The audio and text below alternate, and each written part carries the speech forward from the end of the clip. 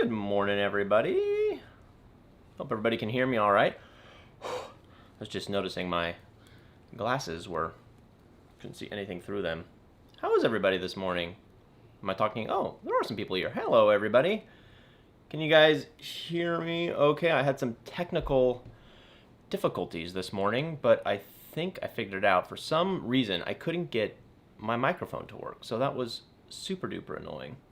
Well, welcome everybody. Welcome to my first Fish Tank Help Desk Live. We do this every single Saturday, 9 a.m. till 11 a.m. Basically, it's a place for beginners to come and to ask their questions and to get answers. If for some reason I don't know the answer, which happens all the time, we will switch our views to our screen share and we will go and look for the answers. And if that still doesn't work, you'll notice right here, boop, boop, boop, right here, I added a new chat so that if you're watching this on your phone, you can just turn your phone sideways and you can read the chat. And then hopefully we'll have some people on the stream who can also help answer your questions. But I think pretty much I'm just talking to myself right now. Nobody's really showed up yet. So if you have any questions, go ahead and put them right here in the chat, and I'm happy to answer them. Or if you just have a topic you'd like to chat about, go ahead and type it in there as well. All you gotta do is head down here and say something. It's really good to have you guys here. I got my coffee this morning, and I'm all set up and ready to go. I also am ready if anybody here wants to jump on with a Zoom. No, not a Zoom, a Skype. I can share with you a Skype link, and you can go ahead and join up. We'll switch to our Skype view, which is just like this, and we can chat about some stuff. Yeah, so anyway, welcome and good morning, everybody. Good to see you guys. There's been quite a bit going on at my first fish tank. Some new videos were posted. The reef octopus build is plugging along quite a bit. Who's here this morning? Let's see here. Who do we have so far this morning? Looks like we have It's Amazing. Well, that's a good name. It's Amazing. Hello. You're my new fan. That's very kind of you. From Bangladesh. Man, what time is it in Bangladesh? That's quite a ways away. Emmanuel Rosales. Hey there. Are you still here? Good to see you. Thank you for being here this morning. And it looks like that's everybody who's chatted so far. Well, while we're waiting for people, if you have a question, go ahead and put it right up there, and we will get to it. Hey, Emmanuel, you are here. What's up, man? How are you? Where are you from, huh? Where are you chatting to us from today, Emmanuel? I'd be curious to hear where you're from. I know we got someone from Bangladesh, which I think is fantastic, but where are you from? All right, let's go ahead and hop over to here. Have you guys seen, by the way, let's see here. Let's see. For anybody who's joining, I'm also, by the way, sponsoring this giveaway. And a guy named Reef Stash is the one who's hosting it. So if you hadn't had a chance yet. Oh, you're from LA. All right, you're not too far away then. I'm just out here in Palm Springs, so not far at all. But if you guys haven't seen this yet, check out this giveaway. Quite a few people have signed up already. It's what Reef Stash is calling the largest saltwater aquarium giveaway ever. And I think he's probably right. You can see here there's a whole bunch of sponsors. I'm right below Cade. See that? It says Cade USA. There's my first fish tank. So I'm one of the sponsors as well. But if you want to sign up for it, here, let me give you the link. All you got to do is go to the link. Basically, what you do is you enter your name and email address, and then you complete a whole bunch of tasks if you want to. And the more tasks you complete, the more entries you get. So if you want to check out this prizes, you just come down here, click on prizes, and you can see all of the prizes. Cade Reef, Blade, Illumagic Blade Lights. Let's see, Coral Vault, $1,000 worth of coral from Coral Vault, which I think is super cool. The Felix Smart Pro, good Canadian company there. So that the Felix Smart is a controller, comes with a really cool camera, like a 360 camera as well. And there's me, my first fish tank. I'm giving away an RDI filter, t-shirt, stickers, all that kind of stuff. Anyway, there's a whole bunch to check out, so go right ahead and check that out. If you're interested, I put the link in there. If you're not interested, I totally get it. Not everyone's into giveaways. All right, well, we got our first question of the day here. Emmanuel, all right, got a question. What's the minimum tank size for a Tang gang? Ooh, a really good question. A Tang gang. How many you thinking here? You're thinking 5, 6, something like that? We're going to look it up here in a second, and we're going to see how close I am to being correct, Emmanuel. I mean, my initial thought right now is the bare minimum would be 120 gallons. Bare minimum. I would say for a Tang gang, you're probably going to have to go somewhere around 240 gallons, but I'm not 100% certain. So let's jump on the screen share, and let's just look at it. Let's check out some forums here. Tang gang. Minimum size Tang gang tank, something like that. That's, we offered a small growing, juvenile. Yes, a large. Okay, so they're saying 90 gallons for like a large. Do you want to do? Okay, what do you say here? You want to do? Currently have a hippo, powder blue, yellow, and tomini. So you have all sorts of great tangs. All right, let's check out Reef Central here. Let's see what Reef Central says. Surgeonfish, easily the most popular. Recognition based on experiences. Okay, so they're having here minimum volume, minimum length. So depending on, you can see here they have a whole bunch of different fish, Emmanuel, and anywhere from 75 gallons for a mimic surgeon, 75 for an Indian mimic, Cole's Tang, Tomini Tang, 75 gallon, and then they have all the way up to 350 gallon for Naso, unicorn fish. Well, yeah, I mean, who's getting a unicorn fish? What do you have? What did you say you have there, Emmanuel? You said you had a hippo, powder blue, and Tomini. Powder blue, 125 gallon, Tomini, sailfin, 240. Yeah, so I mean, honestly here, if you're looking at it, I would say, and I'd be curious to know what anybody else says, I would say your minimum for a Tang gang, you could do a Tang gang of juveniles in probably 120 gallon, but if they're full-grown adults, you're probably going to have to go 240 gallon. I mean, people can have success if you have enough hiding spaces and things like that, but definitely on the safe side. I mean, if you buy small tanks, you can go with a smaller tank. That's totally fine, maybe 120 gallon. But then you just have to watch as they get older. And then you may have to relocate or give away or return to your local fish store, things like that. But yeah, I would say minimum 120, probably 240. But Emmanuel, how big is your tank? How big is your tank, and what size are your tangs? Are they fully grown adults? Are they still juveniles? I'd be curious to know. Alrighty. We'll touch back to you, Emmanuel. Let's say hi to some people here. Hey, everybody. We have Emmanuel. Common Sense. Hey, there you are, Common Sense. You are from Bangladesh. Isn't that what you said? Right? No, It's Amazing is from Bangladesh. Common Sense. Where are you from? Common Sense. Jacob Callow. Welcome. Welcome, Jacob. We'll get to your question here in a minute. Where are you from, Jacob? I'm always very curious to know where people are watching from. Queen City Reefs. Hey, hey, hey. Greetings from North Carolina. Queen City Reefs. Always super kind. Thanks for being here. Queen City Reefs, Common Sense. West Virginia, Isle of Man. Ooh, is that Scotland, Jacob? I'm not. I think is that Scotland, Jacob? I think it's Scotland. Is it Scotland? Obviously, everyone in the UK is probably going to make fun of me because another dumb American who doesn't know his geography between England and we retracted it, so it must have been. Oh, good to see everybody here. I'm so glad so many people are showing up today. This is fantastic. Let me move this over here a little bit. Between England and Ireland. Okay. So I wasn't far, right? We're relatively in the right area, at least. All right, guys, welcome. Well, it's good to see so many people here. We'll get right into the questions as well. If anybody wants to jump on, by the way, jump on a Skype. I haven't tried it yet, but it's all set up, and all I have to do is press the Skype button right here, and then your face could be right there. I'll send you the link. Just let me know, give me your email address, and I'll shoot you the link. If you want to join, and say, and join the conversation, go ahead and let me know. Yusef, hi, Yusef. Good to see you here, Yusef. Righty, let's see, we already answered a question. Emmanuel, here we go. We'll circle back to Emmanuel here. I have them in 60 gallon. They are medium size. I'm getting a custom 75 gallon tank. I cannot risk to go bigger because the tank will be on the second floor. Yeah, Emmanuel, I hear you. People forget just how much water weighs. I think a gallon of water weighs 8.34 pounds. Here, let's see. How much does a gallon of water weigh? How much gallon water weigh pounds? Oh my gosh, I remembered it. I can't believe I remembered that. 8.34 pounds. So Hey Siri, what does 75 times 8.34 equal? 625 pounds, Emmanuel. I mean, that's just in water alone. And if you're on a second floor, yeah, that's risky. That's super risky. So I totally get it.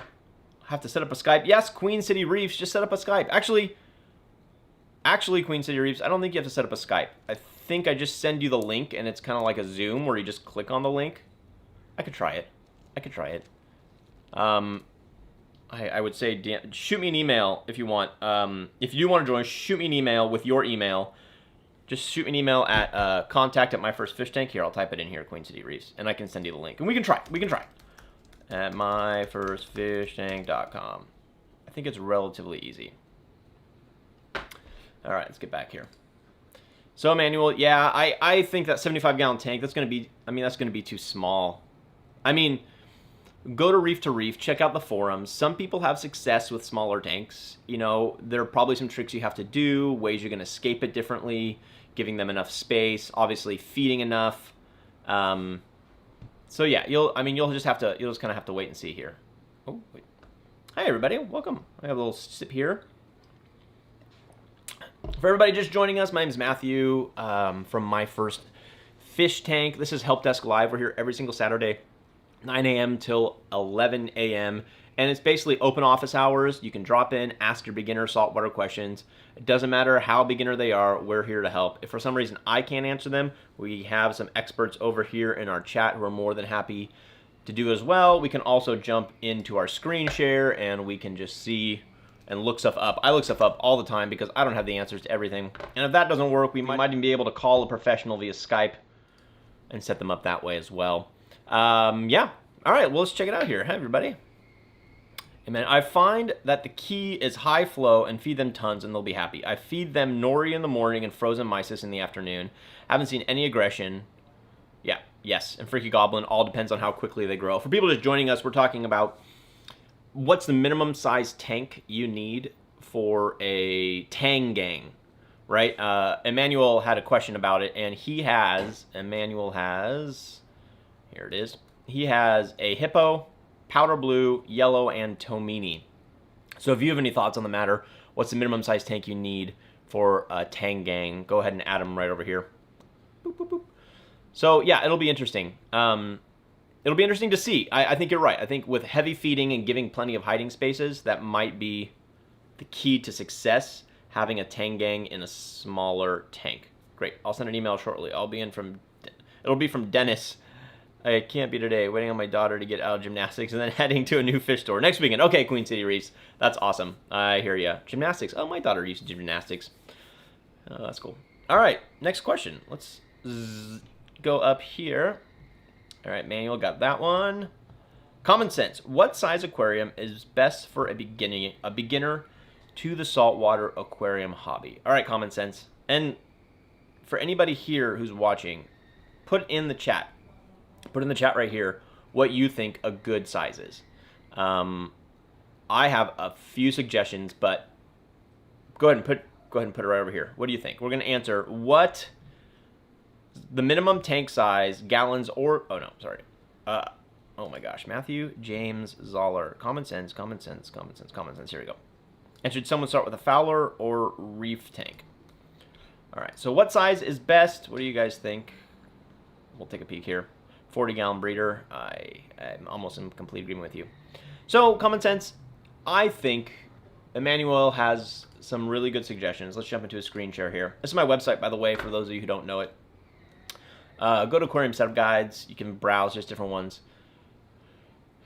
I do believe that a 40-gallon tank is probably a really good size for beginner. A 40-gallon breeder or a 40-gallon cube tank could both work. The reason a 40-gallon breeder might be a really good option for you, common sense, is because a 40-gallon breeder is longer. And when you have a longer tank versus a cube tank, you can spread out your livestock and give them more space. When you have a cube tank, you can still spread them out, but it's going to be more vertical. So you're going to have to think about your stocking plan. What kind of fish are free floating at the top? Which ones stay in the sand bed? Which ones will dart in and out of the the rock work. But if you have a 40-gallon breeder tank, which I just think is a great shape and a great size, it's long enough that you can scape it in such a way to really spread out your aggression, and it's still relatively high enough that you can have some free swimmers and some sand dwellers, stuff like that.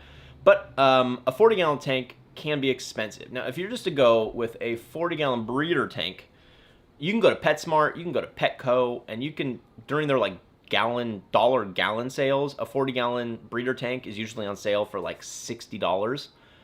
But a 40-gallon tank, you're going to need a stand. A 40-gallon tank, 4 times 8, so 24, is over 320 pounds. So you're going to have to get some sort of stand, but usually PetSmart, Petco sells like a metal stand with it for like $100. So you can get out of there with a tank and a stand for under $200, which is a really good deal. And then all you really need to do is go to Amazon, and I've used these before, and it works great. Just type in Penplax. Here, I'll put the link here in a second. Right here, Penplax. Right here. And if all you do for the 40-gallon tank, just go to the Cascade 300. It's so cheap. I use this successfully in my 40-gallon breeder tank. $44 for your filter, and it puts out a ton of flow. It's like the perfect amount of flow for something like that, right? So here, let me copy this for you. Here's a link for you.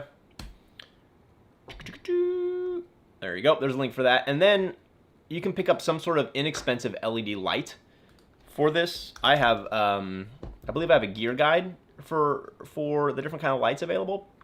I think if you just go to LED lights, yeah, right here. So just click on LED lights and you can browse. I need to update this. It's a little bit old, so let me just see if these are going to be the best or not. LED lights. Mars Aqua, yeah, I don't get the Mars Aqua. I got to update this. There are other brands out there. This one's 110, but there's another brand, Mars Aqua, and oh, I forget. But if you need the exact one, I can tell you. It's very similar. It just has better lenses on it. Let's see what we got here. Kessel Tuna Blue, it's gonna be too small for a 40-gallon tank. Coral Box Moonlight, it's gonna be too. You get 2 of these, but it's gonna be too small. Aqua Illumination, these are great. You could go. These are a little higher end. You could go with the 32 for a 40-gallon breeder and probably do just fine. I love these lights. Or you go with the Reef Breeders Photon. There's also some really good ones. If you just go to Amazon.com, let me send you a link here for some good LED lights. LED aquarium light, really good, cheap, inexpensive. Let's see here. Nicru, yeah, I've seen these. The Current USAs are fine. I mean, there's just so many out there. Here we go. Viapar Spectra. You go with this one. I have the big one on my tank, the 300 watt, and I think the 300 watt's probably a little bit too big.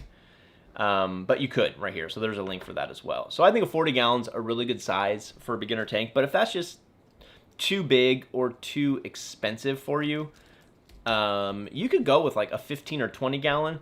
The issue, obviously, with a smaller tank, a 15 or 20 gallon system, is the smaller the water volume, the quicker things can go wrong. So you just would want to do water testing a lot, daily, if possible, so that you could make adjustments really quickly. And a thing like a smaller tank, like a 15 or 20 gallon, let's see here. Here's a really cheap one.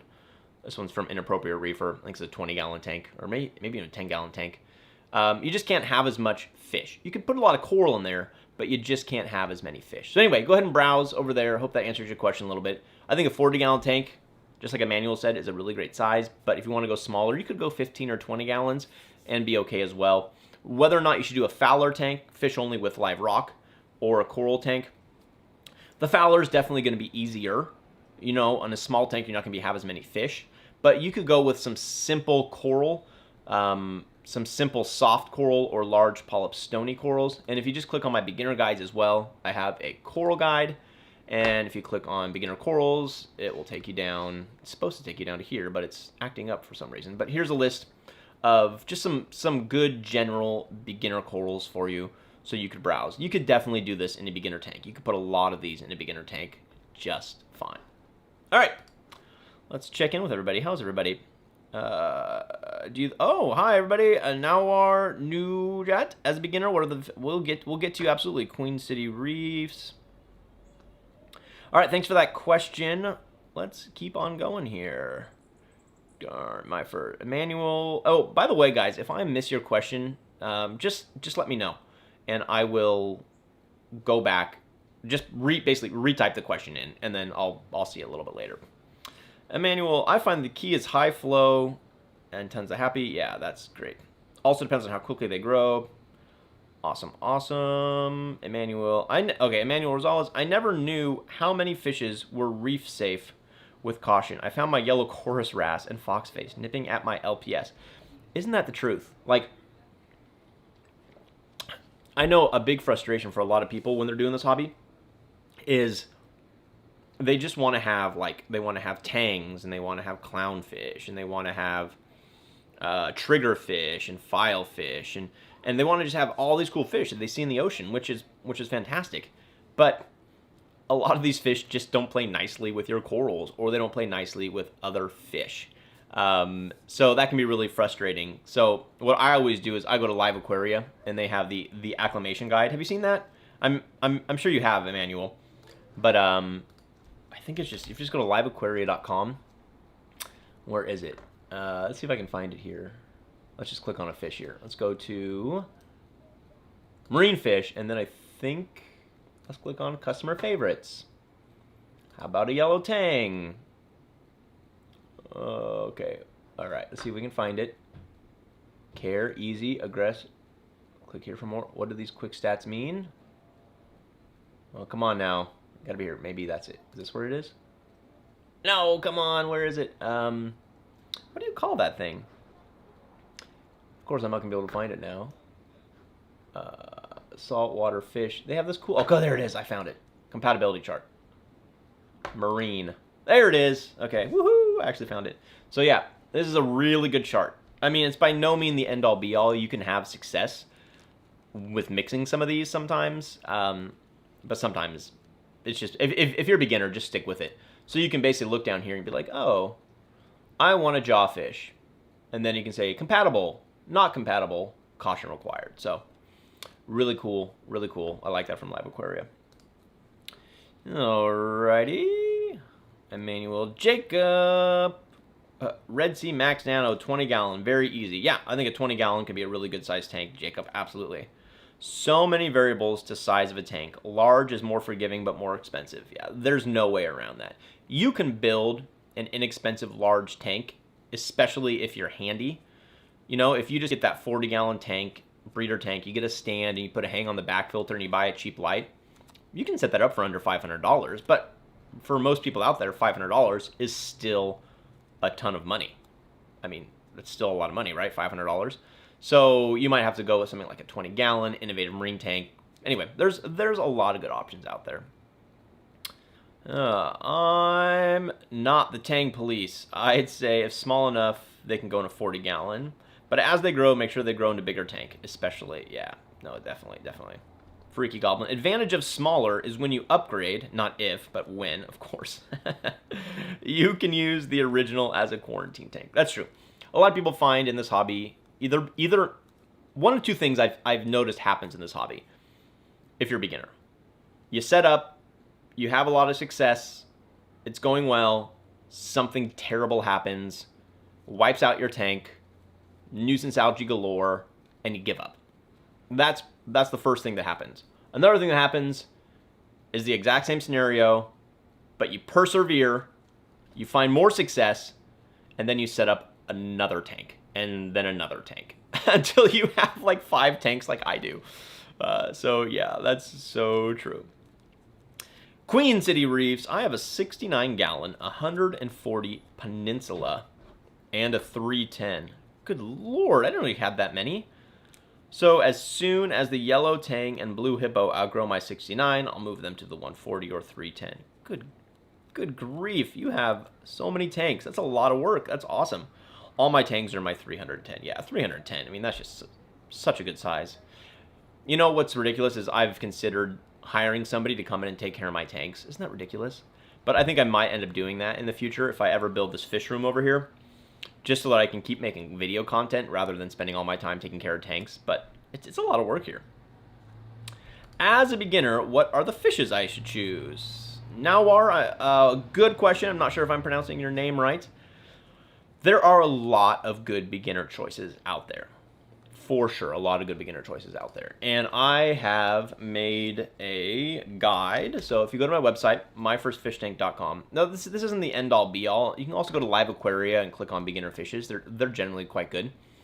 But go up to beginner guides up here, or you can click right here on beginner guides. And of course I didn't share my screen with you, so that would be helpful. There you go.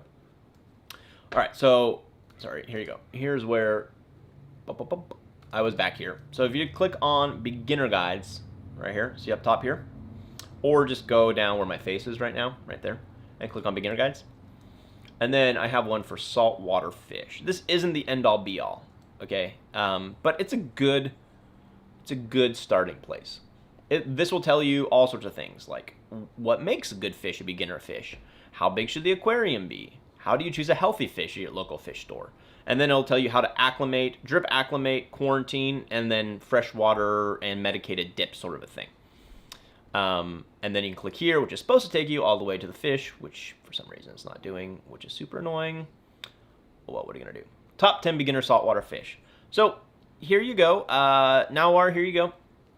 I would say my number one recommendation for beginner saltwater fish, hands down, is clownfish. They are, for the large part now, captive bred, inexpensive for the most part, unless you get fancy designer clownfish. They're super hardy. They take well to medication. They acclimate well. So yeah, I mean, I would start there. So let's keep looking here. Bangai pajama cardinal fish. I have 2 of these pajama cardinal fish. Great community fish. Good in small schools. Can go in relatively small tanks, especially if they're small, but they can live for over 10 years and they can get quite large. But you can put 3 to 5 of these in a 30, 40 gallon tank. They don't do a lot of movement, but they'll just kind of hang out in your water column and do nothing. So I love them. I think they're really fun. Firefish. There's all sorts of different firefish out there, but they're cool. They dart in and out of the rock work, so if you have enough hiding spaces for them, they can be great. They're also relatively small. I have a sneeze coming. Sorry. It's coming. Oh, I felt that one coming a long way away. Yellow Watchman goby. In a large enough tank, they can be really fun, but they do like to hide in the sand bed, in the rock work, so you got to make sure you build your scape in such a way to put them in, so they have enough space to go. Yeah, Watchman goby, beautiful. They can get a little bit larger. Really, really fun to watch. As far as wrasses go, I think a 6-line wrasse is a really good choice. Let me see if I can expand this. There we go. 6-line wrasses are probably the best wrasses for beginners because they're small. They can be aggressive though, so you know you have to watch them really closely. Putting them with bigger fish is what I found works pretty well, or giving them enough space to swim around as well.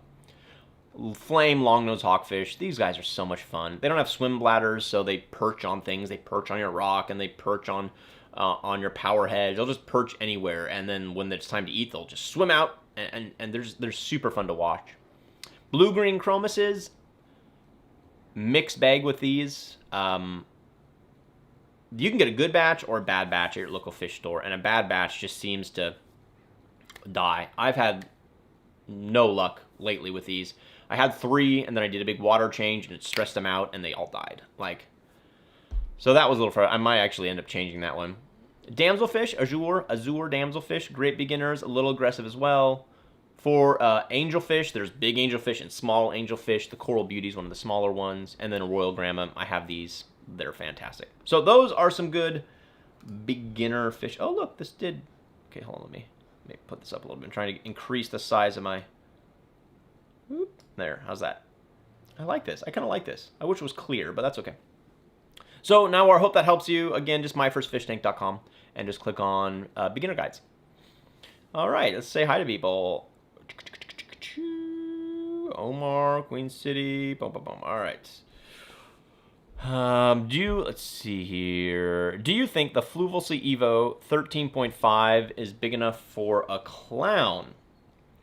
Well, let's show people that. It's a great tank, and I think it's one of my recommendations here because you can get it on Amazon, super easy. I think it's my 340 build. These have all been redone lately. Yeah, that's not it.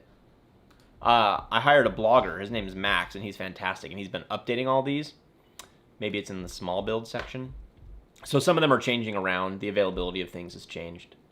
Okay, well, evidently, I can't find it. So let's just go here to show people what you're talking about. Fluval Evo 13.5. Here it is. I should have just done that the first time, right? So this is the tank that Newton, is it Nout or Newt Gertz? Sorry, I'm just terrible. I'm just butchering names today. So his question is, do you think the Fluval C Evo 13.5 is big enough for a clown? Yes. Yes. I think you might be big enough for 2 clowns, even. 13.5 is definitely a nano tank. It's a smaller tank, but the way the tank is shaped is it's a longer peninsula. So you could probably put a couple clowns in there as long as they're a pair. As they become a mated pair, the female will get big, the male will stay relatively small, and just watch them. I've generally had success in a tank of this size with 2 clownfish, but I also have had one instance where I got clowns just like this one.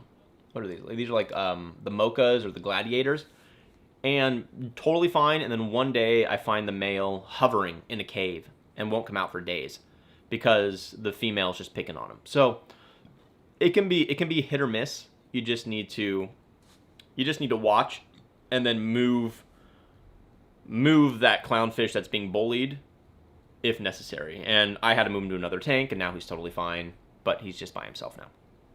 So yes, absolutely. Oh, let's see here. Did you say anything else here? It's like out with an N. It's like out with an N. Oh, out. Nout. Nout. Okay, thank you, Nout. It's like out with an N at the start. Nout. That makes good sense. Nout. Yes, Nout. So the answer to your question, Nout, is absolutely. Yeah, you could definitely put a clownfish. You could probably put 2 clownfish in there. Hi there, my last video, Aquarists. Nout. Good. I'm glad I got it. Hey everybody! Whoa, we've already been doing this for a half hour. My name is Matthew from My First Fish Tank. You've come to the Help Desk Live. We're here every single Saturday, 9 a.m. till 11 a.m. to answer your beginner questions. It doesn't matter what the question is. It doesn't matter if we answer the same question every single week, because we're here for you, and you may not know the answer to the question. I will do my best to answer the question. I have quite a bit of experience, but if I'm not able to, right over here, we usually have some experts joining us. They can offer their opinions, and if that doesn't work, we can jump onto our screen share, and we'll look up the question live in real time. This is my website. If you haven't been there, check it out, myfirstfishtank.com. There are a ton of good resources on there that can help answer a lot of your questions, from setup guides, gear guides, to beginner guides. And then if none of that works, we can even jump on a Skype and we can have a guest right over here. That guest could be you, actually. I can share with you the Skype link and you can come on and help answer the question as well. So yeah, it's a really fun time. We can just kind of sit here, hang out, and chat. So thanks for showing up, everybody. And if you hadn't yet, if you could go ahead and give this a thumbs up. Oh, and by the way, guys, today's a big day for me.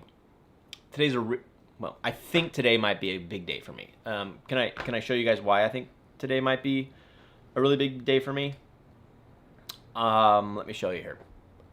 I'm going to show you a little back behind the scenes of my YouTube, okay? Today could be a big day for me. I have 9,988 subs. 12 more subscribers, and I reached 10,000. That's a really big deal for me. I mean, it's just a number, but for me, it's just a really big deal. So today could absolutely be the day where I've worked for years on my YouTube, and really in the last 2 years is when it's taken off. So I don't know. Tell your friends, everybody. You could be the 10,000s. I'm just really excited to get to that first milestone, and then the next milestone, I don't know. Maybe we'll do the 100,000. But so anyway, really big day for me. I'm super excited about it.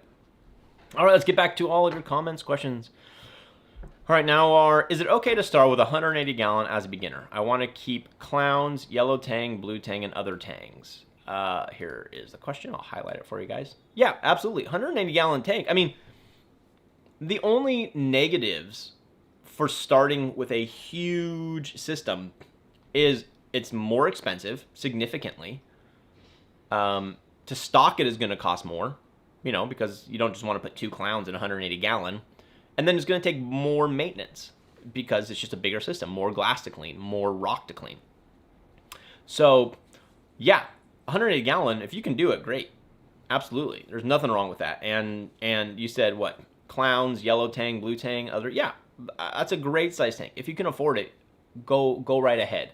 The one reason I recommend starting out a little bit smaller for beginners sometimes is sometimes this hobby isn't for everybody. And not to say that it can't be, but there are a lot of challenges in this hobby, just like in any hobby. And so I would hate for you to spend thousands of dollars and then realize, oh my gosh, this hobby's not for me. So you could start smaller and get bigger. But if you know this is for you, go right at it. Like, who am I to say no? 180 gallons, you could totally be fine. Alrighty. Good morning, Dwight. Hey, Dwight, good to see you there. Chris, hey, Chris, good morning. Thanks, guys. Thanks for showing up here. Who else has joined us? Omar, excellent. Nout, you're still there. Freaky Goblin, Common Sense, Nout. Let's see, anybody else new here? Joseph Posada. Hey, Joseph, good to see you here. Emmanuel Rosales, blue tangs, not for beginners. Yeah, I think tangs generally aren't necessarily the best beginner fish. They can be prone to disease. But if you do it right and you do your research, they can work. Blue tangs, man, they are notorious for getting ick. Notorious for getting ick. Joseph, good to see everybody. Heatwave Reefer.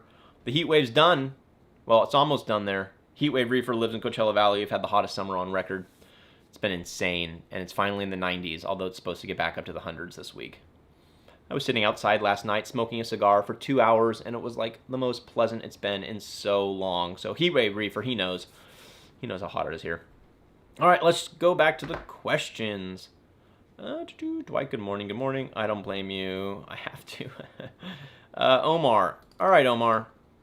Let's highlight your question here. Oop. I just got a 15-gallon water box cube. Are smaller tanks harder to take care of? First of all, I think the 15-gallon water box cube, here, let's show people. Let's show people what it looks like. It's a great tank. 15-gallon water box. I can type cube. Here we go. There it is. Oh, that's come on. That's your only picture. There it is. There we go. It's a cool system. The water box cube system, if they're in stock, which they haven't been forever, is a great little system because it's an all-in-one system. It's low iron glass throughout, and especially if you buy their, oh my gosh, Matthew, if you buy their plus version, then it comes with the AI Prime lighting, which is great. Yeah. So anyway, but your question, let's get back to your question here. Is a smaller tank harder to take care of? It's less work, but it might be more difficult to find success just because changes happen so quick. Like, so for example, I recently set up, if you guys have been following along on my YouTube, I recently set up the Encore, which is 2 Innovative Marine 10-gallon tanks. Well, it's really a 20-gallon tank, but 2 10-gallon tanks side by side. I've set it up twice. The second time, it's going better. But here it is, right? And it's 10 gallons, so it's like 8 gallons, 8 gallons, 2 gallons, 8 gallons, 2 gallons, sort of a thing. And it's great, but I've been having to test every single day. And for the first couple of weeks after adding livestock, I did water changes 3 times a week. Just because the water parameters, phosphates, nitrates, ammonia, can creep up on you super fast in a small tank. So if you're willing to put in that initial work at the beginning until everything's stable, then I don't think a smaller system is necessarily more difficult, but changes happen really fast. Really fast. So no, I don't think it's more difficult. You just have to water test a lot, at least until you have everything kind of taken care of. So yeah. All right, let's keep on going here. Come back to my scene. Alrighty, Fluval big enough. So what do you think of controllers like the Apex or GHL? I do have opinions, actually, and I will share them with you, but I need to adjust my up. We're going to adjust my ISO because evidently it's been cloudy and now it's not cloudy anymore. Yikes, that's not good. Let me turn my light up here. Huh? There we go. Okay, that's better. What do you think of controllers like Apex or GHL? All right, I'm gonna give you guys like my real skis opinion of controllers.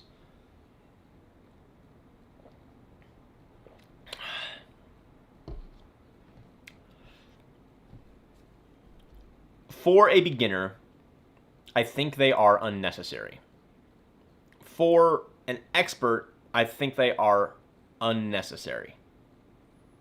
Do they offer a lot of amazing benefits? Absolutely. But I don't want a beginner out there to think that they need to purchase an insanely, in my opinion, overpriced controller, which is really a Wi-Fi outlet, which you can get for $30, and then some software that they've designed that they're charging a lot for so that you can set up programs to control things. Okay, now that sounds really cynical, and I'm not trying to be cynical, because I think for the right person, or for someone who just has a lot of money, they can burn $1,500 to buy an Apex and a Trident. The Trident, by the way, for those beginners out there, the Trident is made by Neptune Apex System, and it is a add-on to their Neptune Apex, which is like $800, which tests your water and then can adjust your dosing automatically, right? But you have to spend $1,500-ish in order to make that work, you know? So it's an insanely high price. And yes, what can you do with a controller? Well, it can alert you to your temperature. It can alert you to things like your pH, like your ORP. You can set it up to do your dosing. You can set it up to turn on and off. I mean, there's all sorts of things you can set it up to do. But you can do most of those things without spending $800 or $1,500 by just buying a temperature controller, by just buying your own pH probe, by just buying your own Bluetooth or wireless dosing pumps. So while they are good products, I think they're insanely overpriced, and I just don't recommend them to beginners. Have I owned the Neptune Apex? Yes. I have owned the Neptune Apex. And did I buy it as a beginner? Yes. And what did I use it for?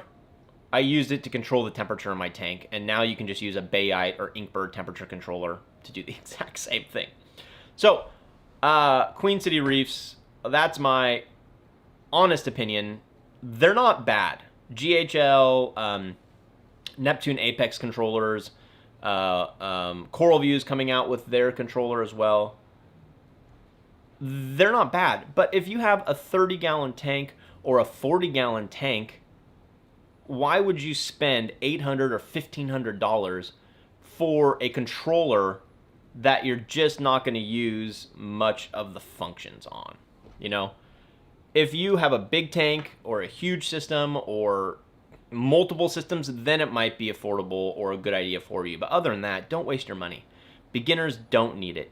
I would buy a controller. I would buy a Bayite temperature controller, and that's it for the most part.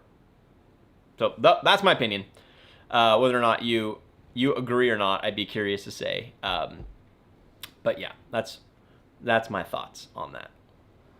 Alrighty, let's get back out of here. Freaky Goblin, with fish choice, consider where the fish normally are. Ideally, you want some low, some middle, and some high. Yeah, so Freaky Goblin's helping to answer the question about good beginner fish. It's not just about how aggressive they are. It's not just about what they eat. It's not just about how much space they need. It's also about what physical area of the tank they'll inhabit. Will they be free swimmers? Will they be top? Will they be bottom? Will they be in the sand? Will they be in the rock work? So there's just a lot of things to consider when considering beginner fish. All right, Freaky Goblin, also consider if you have a roll. Avoid copper band. Yeah, that's a really good point there, Freaky Goblin. Copper band butterfly fish. Let me tell you something. You're going to be tempted to buy this. All right, here. Let me share my screen here with you. you are going to be tempted to buy the copper band. Because look at them. I mean, look how beautiful. I mean, so gorgeous. They are just one of the most beautiful fish out there. But what's awful is when you realize that you can't feed them enough to make them survive, and then they wither away and they die. I've lost 2. One in my neighbor's tank, one in my own tank. Expert only. They are grazers, and they want to eat all day long. So unless you have an extremely well-established tank that is full of all sorts of pods, and you feed them a ton of food, like I'd say at least 4 times a day, they're not going to make it. So yeah, that's really good advice. I think stay away from them. Listen to Freaky Goblin here. Stay away. Oh, but they're so pretty. I might try again in the future, but I'm not trying again until my tank is 6 months at a minimum established, and the glass is crawling with pods, you know, and I'm feeding something 4 times a day already. Like, so yeah. Oh, my cat's trying to get in. My cat can open our doors. Can your cats do that? My cat can. All right, let's keep on going here. Have a little sip. We're having a good time here, I'd say. Common sense. Is the BioCube or Fluval 32.5 aquarium a good choice? Well, let's look at them. This question is from Common Sense. Now, I'm not sure. Now, the BioCube, there's different sizes of the BioCube. And BioCube 32, here we go. Let me share my screen. I'm getting better at remembering here. Here it is, everybody. BioCube 32. Let's just click on this one. The good thing about a BioCube, the BioCube is glass, right? I think it's glass. It's just, it's truly an all-in-one system. Now, these kind of look old school because they are old school. That stand is ugly as sin. Let me be honest with you. I hate that stand with a passion. But it's functional, and you know how, like for that price, you get the tank, you get the stand. It also comes with lights. It might even come with a heater, right? No, it doesn't come with a heater, but it might come with a return pump.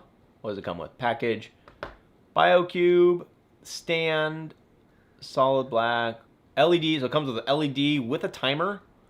I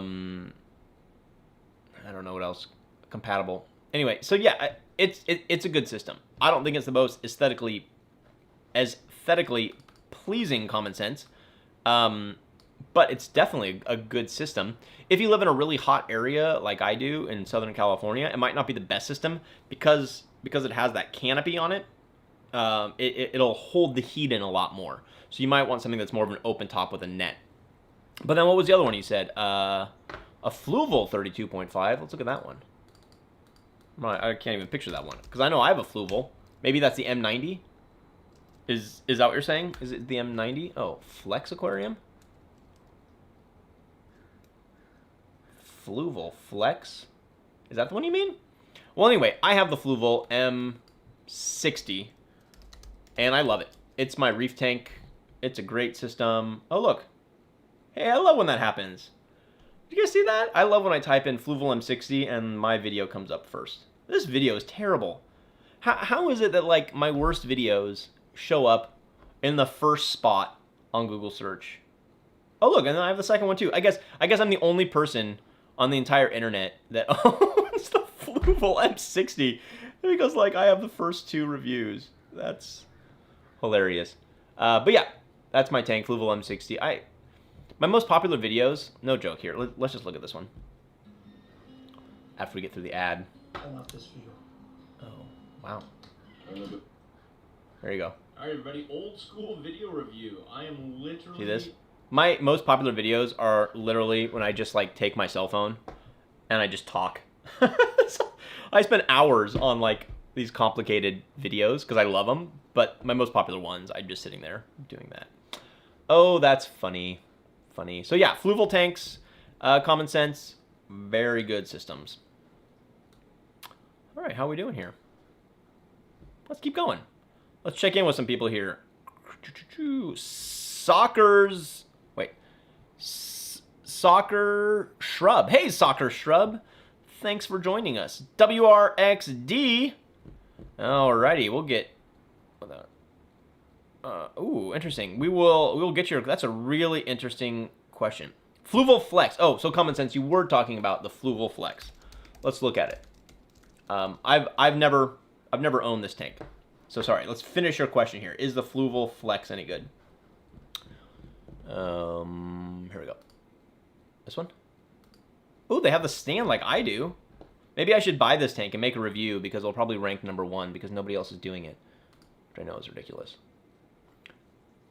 That stand is just like mine. I love the fluval stand personally. I think they're beautiful stands. Ooh, and here's the filtration. Okay, so fluval flex filtration. Let's look at it. So it has an internal weir, which is fine, and then it looks like it has 2 overflows plus underneath.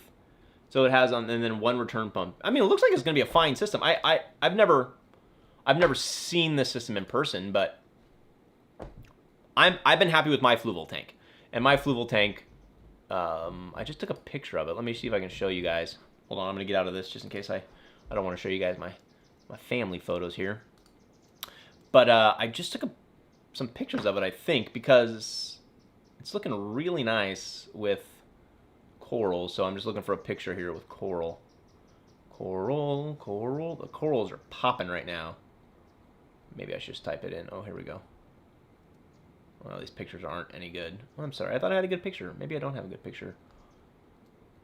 All right. Well, as fun as it is for you guys to just watch me staring at stuff, it's a great tank.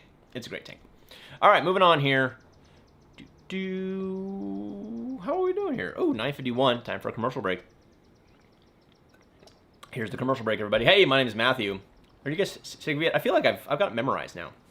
Let's see if I can do it. Hey everybody, my name is Matthew from My First Fish Tank, and you are at the Help Desk Live. We're here every single Saturday, 9 a.m. to 11 a.m. to answer your beginner questions, whatever they are. I can answer a lot of questions, but the ones I can't answer, we often have a lot of experts over here who will help us in the chat. If that doesn't work, we can always jump onto a screen share right over here, and if that doesn't work, we can jump onto a Skype, and we can get a Skype desk. If you want to be the Skype guest, let me know, and I can send you a link. No one's been brave enough yet to jump on, be a Skype guest with me. I know it's a little intimidating, but you could be a Skype guest here just to kind of talk about things. Whatever your question is, whether it's big or small, not a big deal. Ask your question. I will answer the exact same question every week. I know some people in the past have complained and said, Matthew, you're answering the same question every week. And my answer to them is, yes, I am answering the same question every week because a different beginner last week asked the question, and this is a new beginner. And I am literally here. My whole reason for my business is to help beginners in this hobby.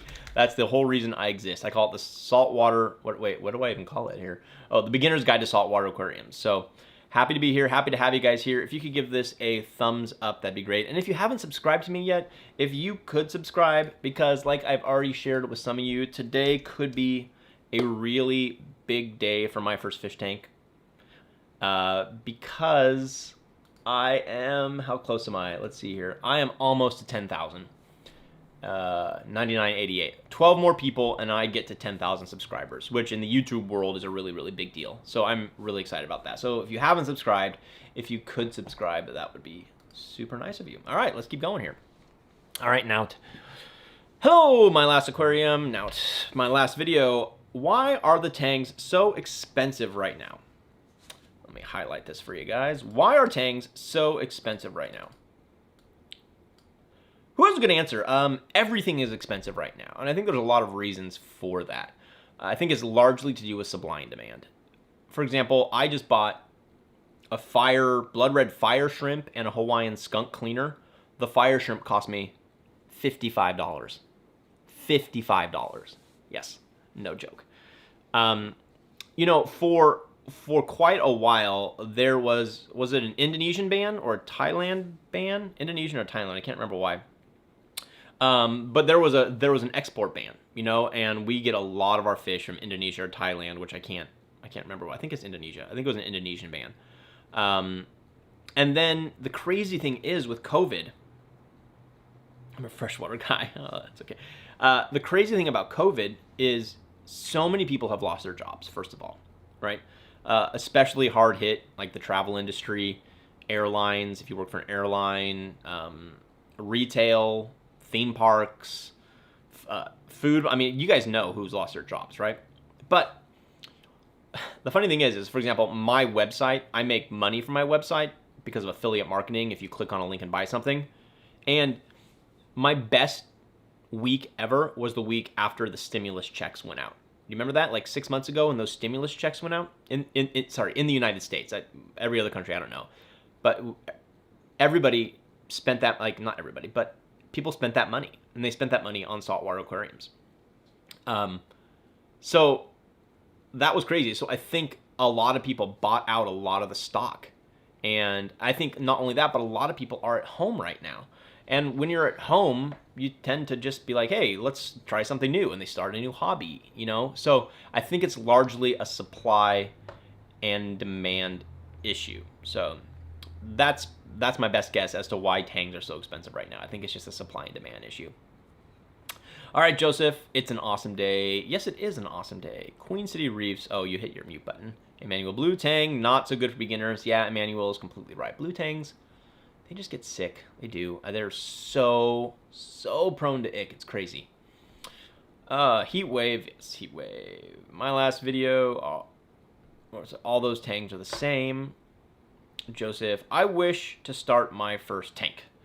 I want to start up a 40-gallon breeder tank. Can I turn it into an all-in-one? Well, I have the videos for you. All right, Joseph.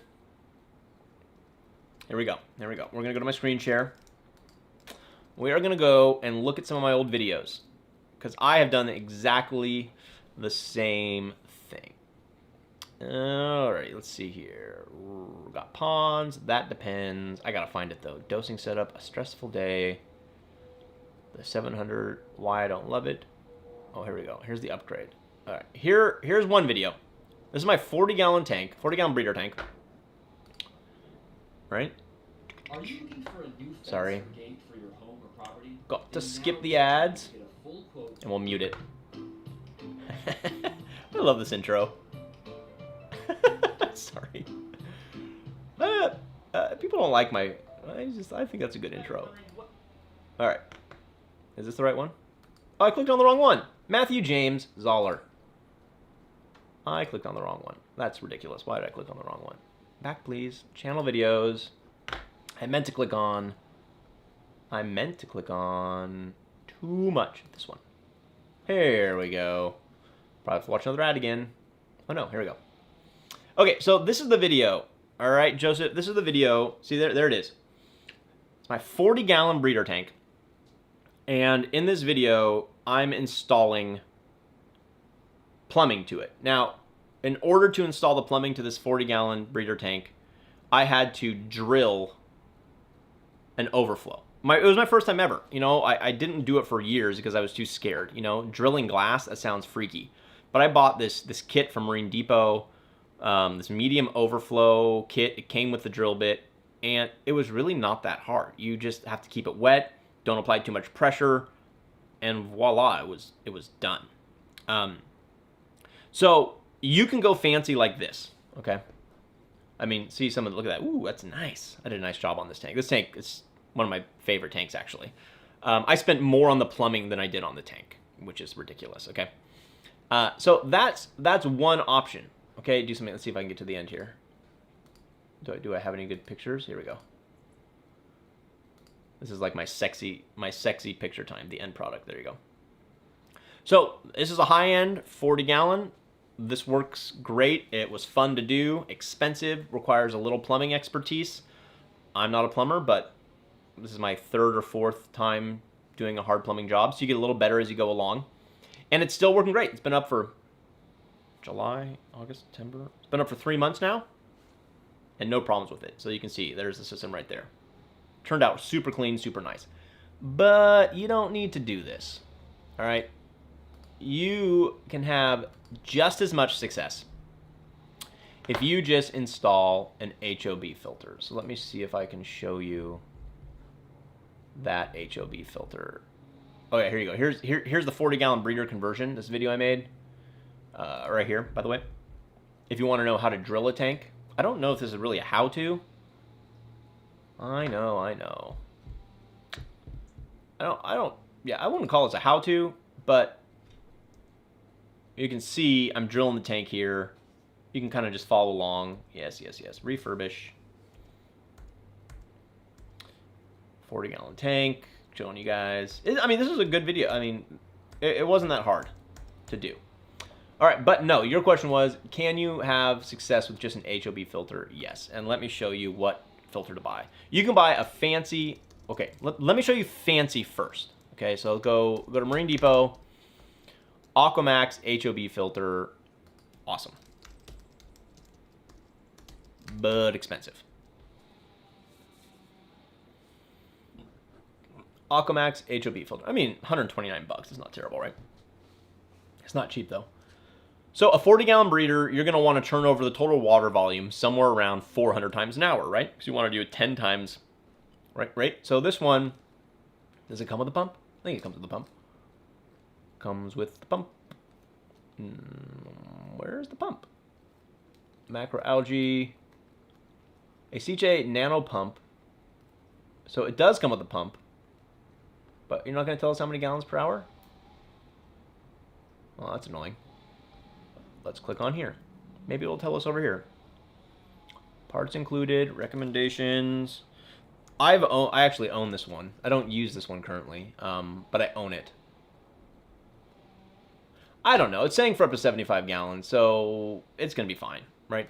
But why spend $120 when you can spend $45? Just go here, type in pen, plaques. This is cheap. This is a cheapie, probably Chinese made. But I had it on this 40-gallon system for quite a while. Here, let me send you the link. This is, whoop. I'll set the link right here for you. This is an affiliate link, by the way. If you click on it and buy, I get a commission, just FYI. I'm supposed to say that. Great. Get the Cascade 300 right down here. It is awesome. It is 300 gallons per hour, which is, I found, more than adequate, actually, for the 40-gallon tank. So, super cheap. That's what I would go with. Alrighty. Hey, everybody. Let's see. Anybody else here? Alex. Hey, Alex. Good to see you here. Anybody else new? All right, going back up. Let's check out some more questions here. Oh, no. Where did my highlight go? I lose my place if I don't... Oh, here we go. Whew. That was horrible. You know, the funny thing for beginners, by the way, when you're talking about these terminologies like filtration, an all-in-one system, an HOB, hang on the back, a canister, a sump, it's really confusing. A canister and sump makes somewhat sense, but when you say an all-in-one system, if any beginners are watching this, it makes you think that you buy the system and it comes with everything, but that's not true at all. Like, most all-in-one systems, all that really means is it has a rear filtration chamber, and it usually comes with a return pump. That's it. Like, I don't know why they call it an all-in-one system, but almost every single all-in-one system out there, the filtration's in the rear, and it has a return pump. I don't know. It's kind of crazy. Which would be more successful? Oh, sorry, Joseph. I think I answered your question. Which is more... neither. You'll be fine. You'll be fine with an all-in-one system. You'll be fine with an HOB system. You'll be fine with a sump. You'll be fine with the canister filter. It's just going to depend on how much filtration you have and what you stock it with. Joseph, you looked at Innovative Marine 40-gallon? Oh, yeah. Check it out. They're good ones. They're all sold out everywhere. Yes. Have you guys noticed that? Isn't it frustrating? Everything is sold out. And that has to do with supply. I asked Marine Depot. I asked my contacts there. Like, why is everything sold out? And it's supply chain. With COVID, so many supply routes were shut down. And, you know, if you're building something like an aquarium, all it takes is one piece. Somebody who makes a piece of the plastic, a nozzle, somebody who makes the glass. One little piece, one factory shuts down, and the supply is gone. So everyone's catching up. Things have been normalizing slowly, but yeah, it's super annoying. Alrighty, Chris. So I have 40-gallon EXT. Yeah, I'm new. The additional water in the sump saved my butt a couple of times. Yeah, for sure. My last video, Aquarius, I'll give you a secret about blue tangs. Get a white cheek African blue tang, and you will see how easy they are to take care of. And they have a calm mood. Really? Let's look this up. I have never heard of that. We're going to look it up right now. Because I am very, very curious there. What is it called? White cheek African blue tang? Is that what you called it?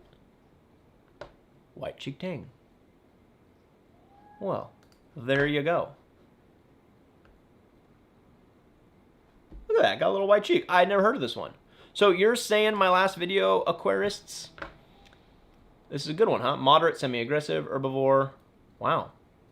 Cool advice. I've never heard of this one. I bet you they're expensive, right? Why is this showing on the mobile site? That's super annoying. Yeah, I don't think they're available. 14, yeah, small, out of stock. Cool. Never heard of that one. Freaky Gib. Soccer Shrub. Hey guys, had a question about RBTA, which is rose bubble tip anemone. Mine have all been hiding under rocks around my tank. The water specs are all good, other than pH is more around 7.8. Do you think it's likely a flow problem? Has anybody answered you yet? Anybody answered you yet? I haven't done the draw in your advert yet. Draw. Okay, no one answered that one yet. Okay, well, let's answer then. Let me be honest with you here. Wait, where is it? Here it is. Sorry. Soccer Shrub or Soccer's Shrub. No, it's got to be Soccer Shrub. Some people can keep anemones like they're the easiest thing in the world to keep. I struggle. I always struggle with anemones. And I think the reason I struggle with anemones is because I have a sickness. And my sickness is I can't keep fiddling around with my tanks. I'm so anal retentive when it comes to like cleaning things that it just spills over into my tanks. And I have found that I'm just like constantly messing around with things. I've been doing it for 5 years. Like you'd think I learned my lesson by now. And I have. I'm getting better. I'm getting better at it. The number one thing for tangs is consistency. Consistency in water parameters, consistency in lighting, consistency in flow. The beautiful thing about, did I say tangs? Sorry. Anemones. I don't know why I'm saying tangs. The beautiful thing about anemones is they can move to where they want to be. I have found especially bubble tip anemones, which are awesome, like to sink their foot into a rock and then extend toward the light. So why are they hanging out underneath the rocks? Who knows? Who knows why? I mean, it could be the water parameters. It could be the lights are too bright, so they're hiding from it. I don't know. I don't know.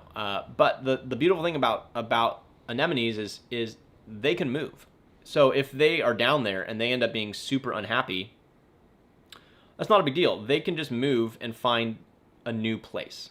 So I wouldn't stress about it.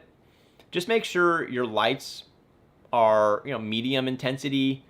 They do like high flow, but not direct. So make sure you have a lot of flow in there, but not pointed directly at them. And then just water test as much as you humanly can. And really the best thing I think you can do for anemones is water changes. I don't know what the secret is, but if you do water changes every single week, like 25%, for some reason that seems to make them happy.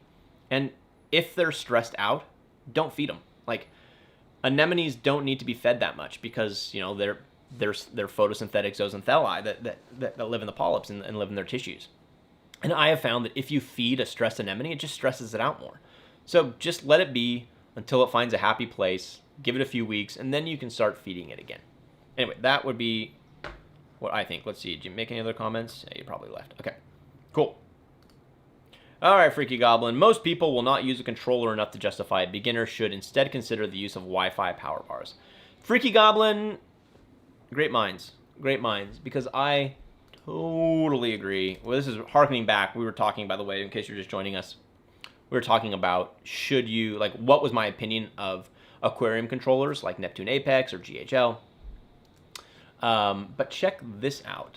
Hold on. I use Wi-Fi power bars now. They're so awesome. But I need to sign in here so I can show you my new favorite power bar. Oh, here we go. I will share my screen. Here it is. Here is my new favorite power bar. Look at this thing. I just bought this for the new Reef Octopus tank. So, let me see if will it get any bigger? No.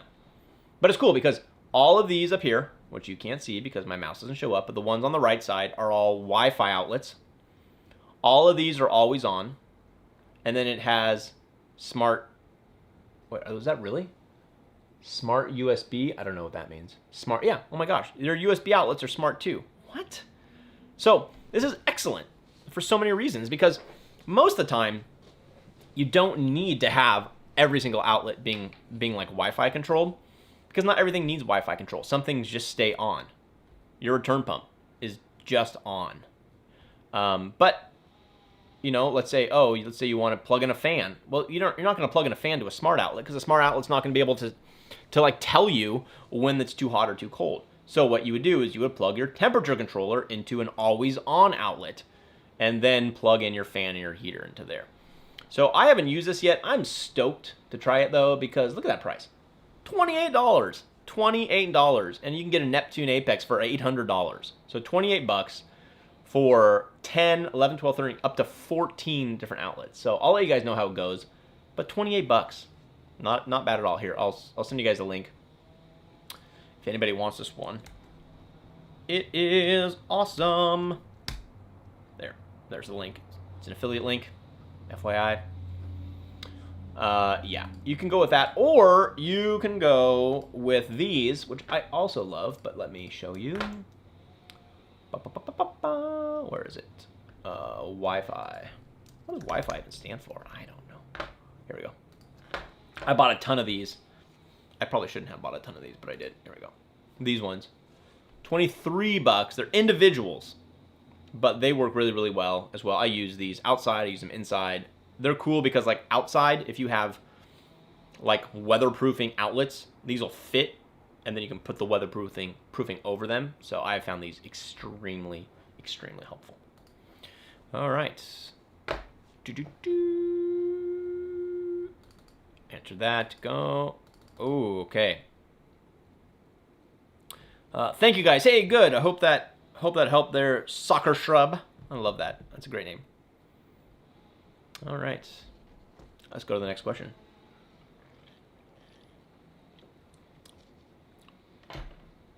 Oh, you're the we'll get there.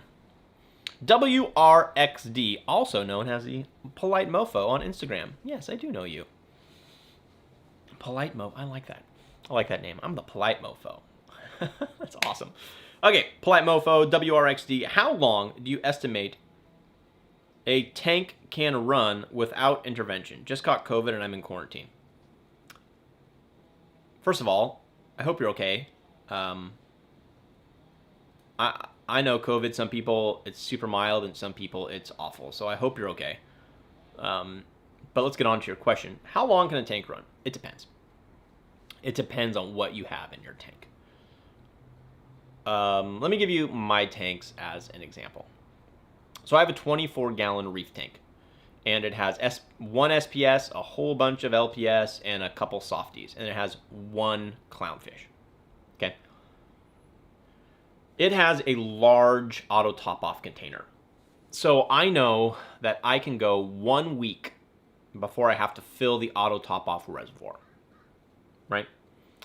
But if I go on a vacation, what I can do is I can, instead of having my 5-gallon bucket for the auto top-off reservoir, I can bring in a 20-gallon trash can and move my auto top-off pump into there. And then I can go for a month, right? If it's all running correctly. How about feeding? You just got to buy an automatic feeder and then you can feed. So without those things, how long would I feel comfortable being away from my tanks? 3 days. 3 days max. If I know I'm going to be gone for a weekend, you know, I can always overflow my tanks with RODI water. That way it will the salinity will slightly go down, but as it evaporates over the 3 days, it won't drain too far to risk running the return pump dry. I also know that some of my fish can go a few days without eating. I have some fish that can't do that, but I have some fish that I know can survive a few days. So 3 days is really the max I would go. But even so, when I leave on a vacation or just on a road trip or go to a convention, I always have the phone number of a friend of mine who does maintenance professionally. And I have him on the line, and he knows I'm going to be gone. In case there's an emergency, I can call him, and he can just come over and take care of it. Because honestly, a neighbor or a friend isn't going to have the expertise to diagnose problems and to fix them. So if you could have someone on the phone who you know could come over, I mean, those, like a standard visit you could set up in advance could be as little as like $75 to have them come over. I know that's a lot, but they'll come over and take care of your tanks, look after things, but totally worth it. I do have my neighbor who doesn't know much about fish come over when I'm gone, but I have it all set up for her. I have the food laid out. We don't worry about frozen food, just pellet food. And then I have like 20-gallon trash cans next to all my tanks. And I tell them all you have to do, and I have a pump in there, and I have that pump go into the auto top-off reservoir so they can refill things. So I have it set up for them as easy as I can. So yeah, I don't know if that answers your questions there, Polite Mofo. A few days. If you don't have fish and you just have corals, you might be able to go longer, especially if you have an auto top-off reservoir and an auto top-off system that automatically takes care of that. If it's an older, well-established system, it can go for a long time. If it's a newer system, maybe not that long. Anyway, hope that helped answer your question. I see. No, thank you. Alrighty, moving on here. Wow, 10:17. Hey everybody, time for the commercial break. Let's do it. My name is Matthew from My First Fish Tank. You've reached the Help Desk Live. We're here every Saturday, 9 a.m. to 11 a.m. Pacific Standard Time to help answer your beginner questions, whatever they are. We'll answer the same question every week. If I don't know the answer, we have a lot of people right over here in the chat sometimes who are experts who can help answer your question. We can also jump onto our handy screen share as I'm getting better doing this, and we can look up answers. We could also have a Skype, which no one's been brave enough yet. Somebody will be brave enough eventually. You can come on if you're an expert or an intermediate or a beginner, and you can help answer questions or just, you know, shoot the S with me. Yeah, you probably notice I don't swear on my on my streams. This is a family-friendly operation, right? So anyway, if you go ahead and give this a like if you haven't done that yet, that would be fantastic. And thanks for being here. All right, let's keep going here. Chris, do you think Reef Bright or supplemental light is necessary on a 40-gallon with an Ecotech Gen 5 light already on it? No, definitely not. Here's the thing about LED lights. They're still relatively new in regards to like T5 or metal halide lights. So long-term effects, we're not really sure. And I have heard of some people say that they have found more success with faster growth rates with their corals, especially with a hybrid, with an LED and a T5 hybrid. But that's just anecdotal, right? I don't know if they've done studies to show that yet. The cool thing about some sort of T5 lighting or metal halide lighting is the spectrum and the spread. You know, if you have LEDs are just individual lights, you know, and whether it's a Kessel and they're all put together or whether they're all spread out a little bit more, you know, they don't blend together as well. So putting some sort of diffuser on the light can help spread that light out. But if you have a T5 light, it's diffused completely already. So a lot of people have found success putting LED lights in the middle and then on the top and the bottom or the sides, whatever, if you're looking down the sides, putting T5s on there, putting an actinic and like a white light. So you have to play around with it. People have, I mean, I only run LEDs on all my tanks, and it's fine, but I also don't have the fastest growth rates for my corals. So maybe if I did that, I'd have a better growth rate. But no, I mean, Ecotech Gen 5 Lite, it's going to be fine. It's going to be fine. If you're a little bit worried about it, purchase a diffuser. That should help mix the colors a little bit better. Alrighty, let's see, Chris. Let's keep going here. Yes, sir. Polite Mofo. Hello, how are you? Alex, I am well. Thank you for asking. That is super kind of you. Do you think the Fluval M60 is a better first tank than the C13.5? Now, that is an excellent, excellent question. And I have... Ooh, that's a good question. So the Fluval M60, everybody. For anybody watching, let's go ahead and jump onto the old screen share. It's a tank I own. Fluval M60. It is 24 gallons. Maybe, well, let's just show you my video because it seems to be the only thing popping up right now. It's 24 gallons. It's 18 gallons in the display and 6 gallons in the rear chamber. Okay, and it comes with a nice stand as well. It's really a 20-gallon tank with filtration. I like this tank. Some people don't like it. I think it's really clean looking. I like the frosted glass on the top and the bottom. It hides the water line. That rear baffle is flimsy plastic. That's the worst part about it. So if you have to like press really hard to clean it, that's not ideal. But I've had my tank up and running now for, in this current location, I've had it up and running for over 2 years. And it's great. Let's see if I can get around to the filtration. There we go. Come on now, play. Real filtration chamber works fine. This tank I just run a sponge on. It comes with a protein skimmer, which I think was terrible. It was an awful protein skimmer. It didn't work at all. But yeah, good tank, good tank. Is this tank better than an Evo 13.5? Here's the Evo 13.5 from good old Petco.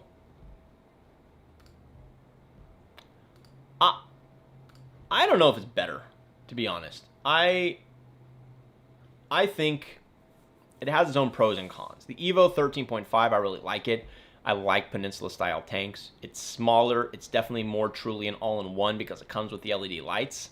But it is smaller. You can't have as much in there, and it doesn't come with a stand like the M60. If I was to just buy one, I honestly have no idea which one I would buy because I like my M60, I like the stand, but if you just have a good countertop or a desk or a thing you're going to put it on, then maybe just go with the Evo. It's going to be smaller, you're not going to be able to have as much, but it's more truly an all-in-one system. So, I didn't really answer your question.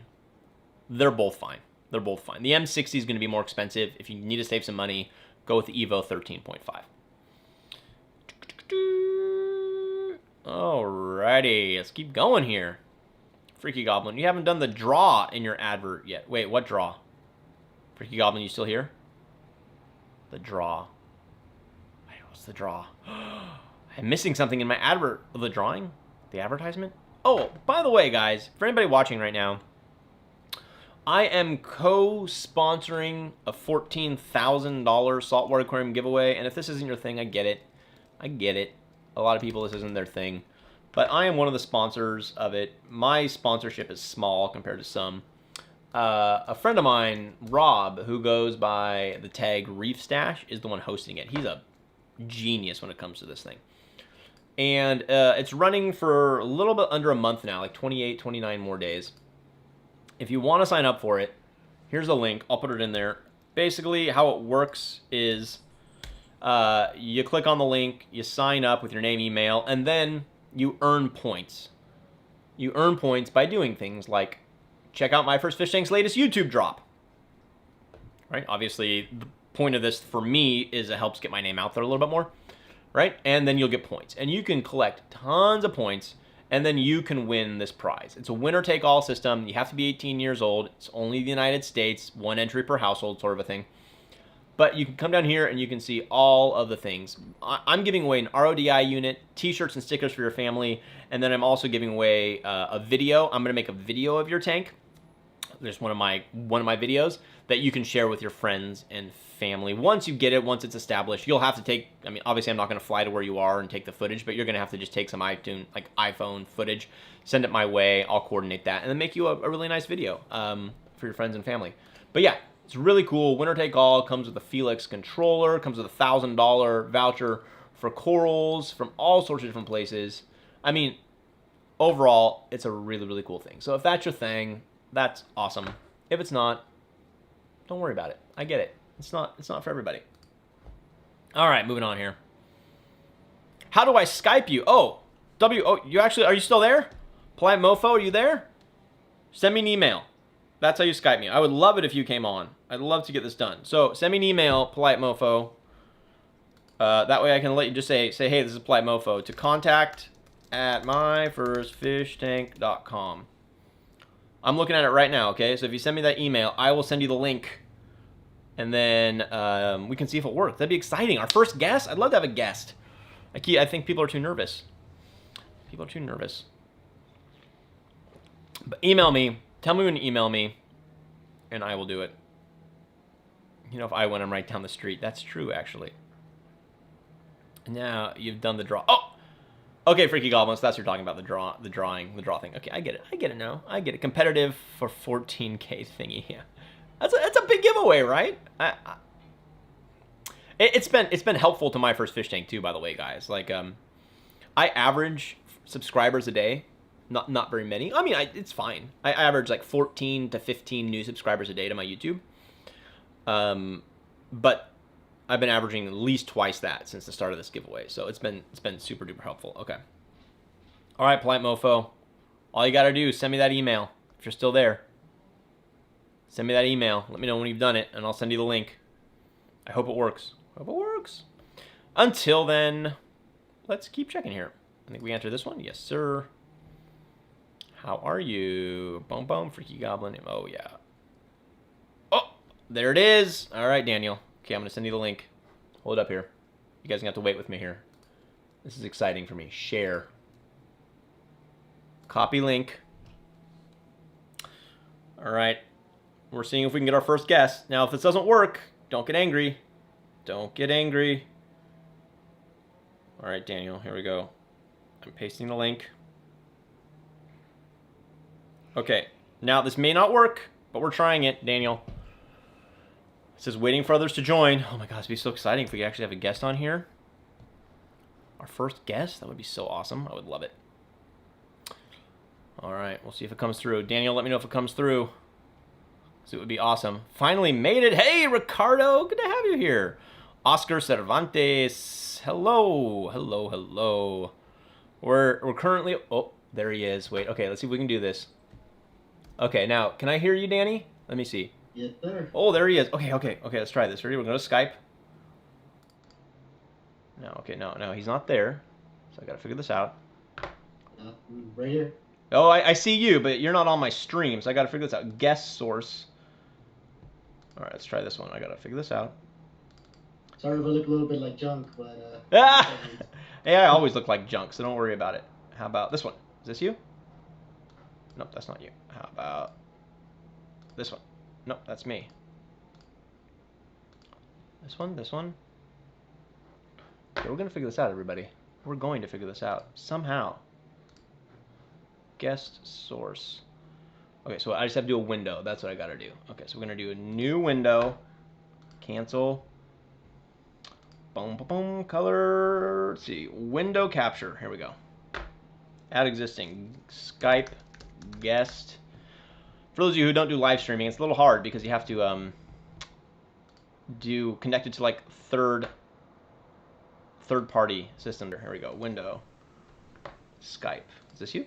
Nope, that's not you. How about this one? Oh, here we go. How about this one? Nope, I had one. Spotlight item. All right, so we're just gonna go with this one. And we're gonna make this work. You see yourself yet? Can you? Are you live yet on here? Save. I'm on my phone, so I really can't toggle between. I think you're here. I think you're actually here. Hey, by the way, anybody else watching this, can you give us a thumbs up if you can hear? Is it Danny? Daniel? What do you go by? Yeah, Danny's fine. Danny. Can you hear Danny? Thumbs up. Great. Hey, Danny, the Polite Mofo, welcome. You're our first guest. How do you feel about that? Pretty good. That's pretty awesome. I feel pretty good about it. Like, nobody's been brave enough to come on yet. So, where are you from? Pasadena, California. Pasadena? One of my good friends lives in, what's the place just north of Pasadena? Is it Altadena or what's it? Yeah, Yeah, that's where he lives. Pasadena. Have you been there your whole life? pretty much. Yeah. I mean, I moved out to Duarte for a few years, and then I'm back in Pasadena. All right. And what do you do for a living? I'm a dialysis technician. Dialysis technician. You've been doing that for a long time? About 20 years. 20. Wow. Yeah, yes, I would say that's a long time. Do you have any kids? Any family? Two kids, wife, parents, the usual. Same here. A few dogs. Does your family live in the Pasadena area so you get to see them quite a bit? Yeah. Yeah. And unfortunately, I had to leave the house due to my misfortune. Yeah. So where'd you get it? At work? Probably. I mean, I was the I was the I guess isolation tech for dialysis, and you know, it's just a matter of time before Yeah. it catches up to you. But I think I got it mostly in general population. Yeah. I mean, even Unfortunately, like even with you guys, I'm sure you're wearing those N95 masks and everything, right? yeah. Well, from what I understand, is like you could pretty much catch it on the street and not even know it. Yeah. Yeah, it's true. So where are you staying now? You just in some random apartment or? No, actually, the government was kind enough to put me in a special hotel where they have nurses and everything checking up on me. So it's been a really pleasant experience. That's actually awesome. I'm glad. So have your symptoms been mild? Other than headache, pretty mild, yeah. Wow. Well, that's good. Hopefully it stays that way. How many days into it are you? So far 3. 3 I and got about how long? well, I'm supposed to be 14 days? 7 to 10 days, depending on symptoms. Okay. Okay. Well, tell us a little bit about how you got into the hobby. About 10 years ago, I started with the 40 breeder that I got from my neighbor, of course. He was leaving the freshwater scene, and I was broke, and I'm all like, well, I'll just put water in this thing and see how it goes. And it works, right? Yeah. And Yeah, it was. did you just have like a simple hang on the back filter or what? Yeah, I had one of those bio wheel hang on the filter thing before. I was still using the filters from the freshwater, and somehow it worked. Okay. And And it worked just then I fine, moved huh? away. I had to tear down the tank. And what do you currently have for your build? I was running a tank that I won on Reefapalooza last year. It was the, I believe, from Current USA. Okay. They were wrapping it off, and I just recently upgraded to a JVJ 45. Okay. Hey, are you listening to this on your computer too? Some people say that there's an echo. Maybe let me shut down the YouTube. Yeah, Hold on yeah. one second. Or just mute it. Just mute it. We'll see if that works. Thanks, guys. A few people said there's an echo on your end. How about now? All right. So go ahead and keep on talking, and we'll see what people think. I shut it down. Hopefully now. Okay. Is that better now? Ken or my last video quiz, is that better? So, awesome. Good. Okay, good. That worked good. Who's taking care of your tanks right now while you're in COVID hospital? Well, I'm hoping my kids. Yeah. But they FaceTime me sometimes, and I just tell them what to push or what to do. So I was thinking about that conversation we were having about the Apex, and maybe this is one of the situations where it would actually be helpful. Yeah. Well, what do you think on your system is the thing that's going to be the hardest for your family to take care of? Is it like, do you have like an auto top off reservoir unit or? I do. It's a 5-gallon Tupperware kind of thing. Okay. But mostly the heat issue is what concerns me the most. Yeah, that makes sense. We're supposed to be in the hundreds again next week. I don't know if you are as well, but you guys probably what, the 80s there? Usually when I guess where you're at, it's usually in the hundreds. We'll be in the 90s. If you were to give one piece of advice for beginners starting out, what would it be, Danny? Don't buy cheap. Don't buy. Have you made that mistake? Yeah, I've bought the cheapest and then went to buy the intermediate cheapest, and then I ended up paying 3-4 times as much to buy the quality stuff. Yeah, don't buy cheap. Do you have any plans for new tanks or any sort of expansion on your current system? Yes, but it all depends on the wifey. Yes, it does. Okay. You You have to wait know. and see, right? Yeah. So my last tank, she let me upgrade because I was packed to the max and I couldn't put anything else in it. Yeah. And if I'm not bothering her, I'm bothering the tank. So Yeah, totally. Well, I hope you don't get too bored there while you're in a literal COVID hospital. Get well soon and get back at it, because I'm sure you are needed at the dialysis clinic. So, I appreciate everything you do. Thank you. all right, I'll talk to you later. Bye. Sweet, guys. Had our first guest. What? Okay, yeah, okay, so we'll have to figure that out. So thank you, guys. Thank you, Ken. Thank you, My Last Video Aquarius. Thank you, Alex. I'm not sure why it was sounding like that. So Alex says, I don't think it's a problem that can be fixed. It comes through your speaker so you can hear him talking. Probably what I need to do then, next time I have a guest, I'll put on headphones. That might work, right? If I put on headphones, because I think the sound, I have it linked, that goes all the way through. Anyway, yes, get well soon. Absolutely. Our first guest there, he was talking to us from his COVID isolation, WRXD. He works in the medical field and caught COVID, but he seems like he's doing fine. So that's fantastic. So get well soon, Danny. Thank you for being brave enough to be our first guest. We were glad to have you, and we'll figure it out. We'll figure it out for sure. Alrighty. Reef Stash. Hey, everybody, Reef Stash is here, by the way. That's Rob. Rob, I've been plugging the giveaway. Check it out. I've been plugging the giveaway. Rob's the one running it.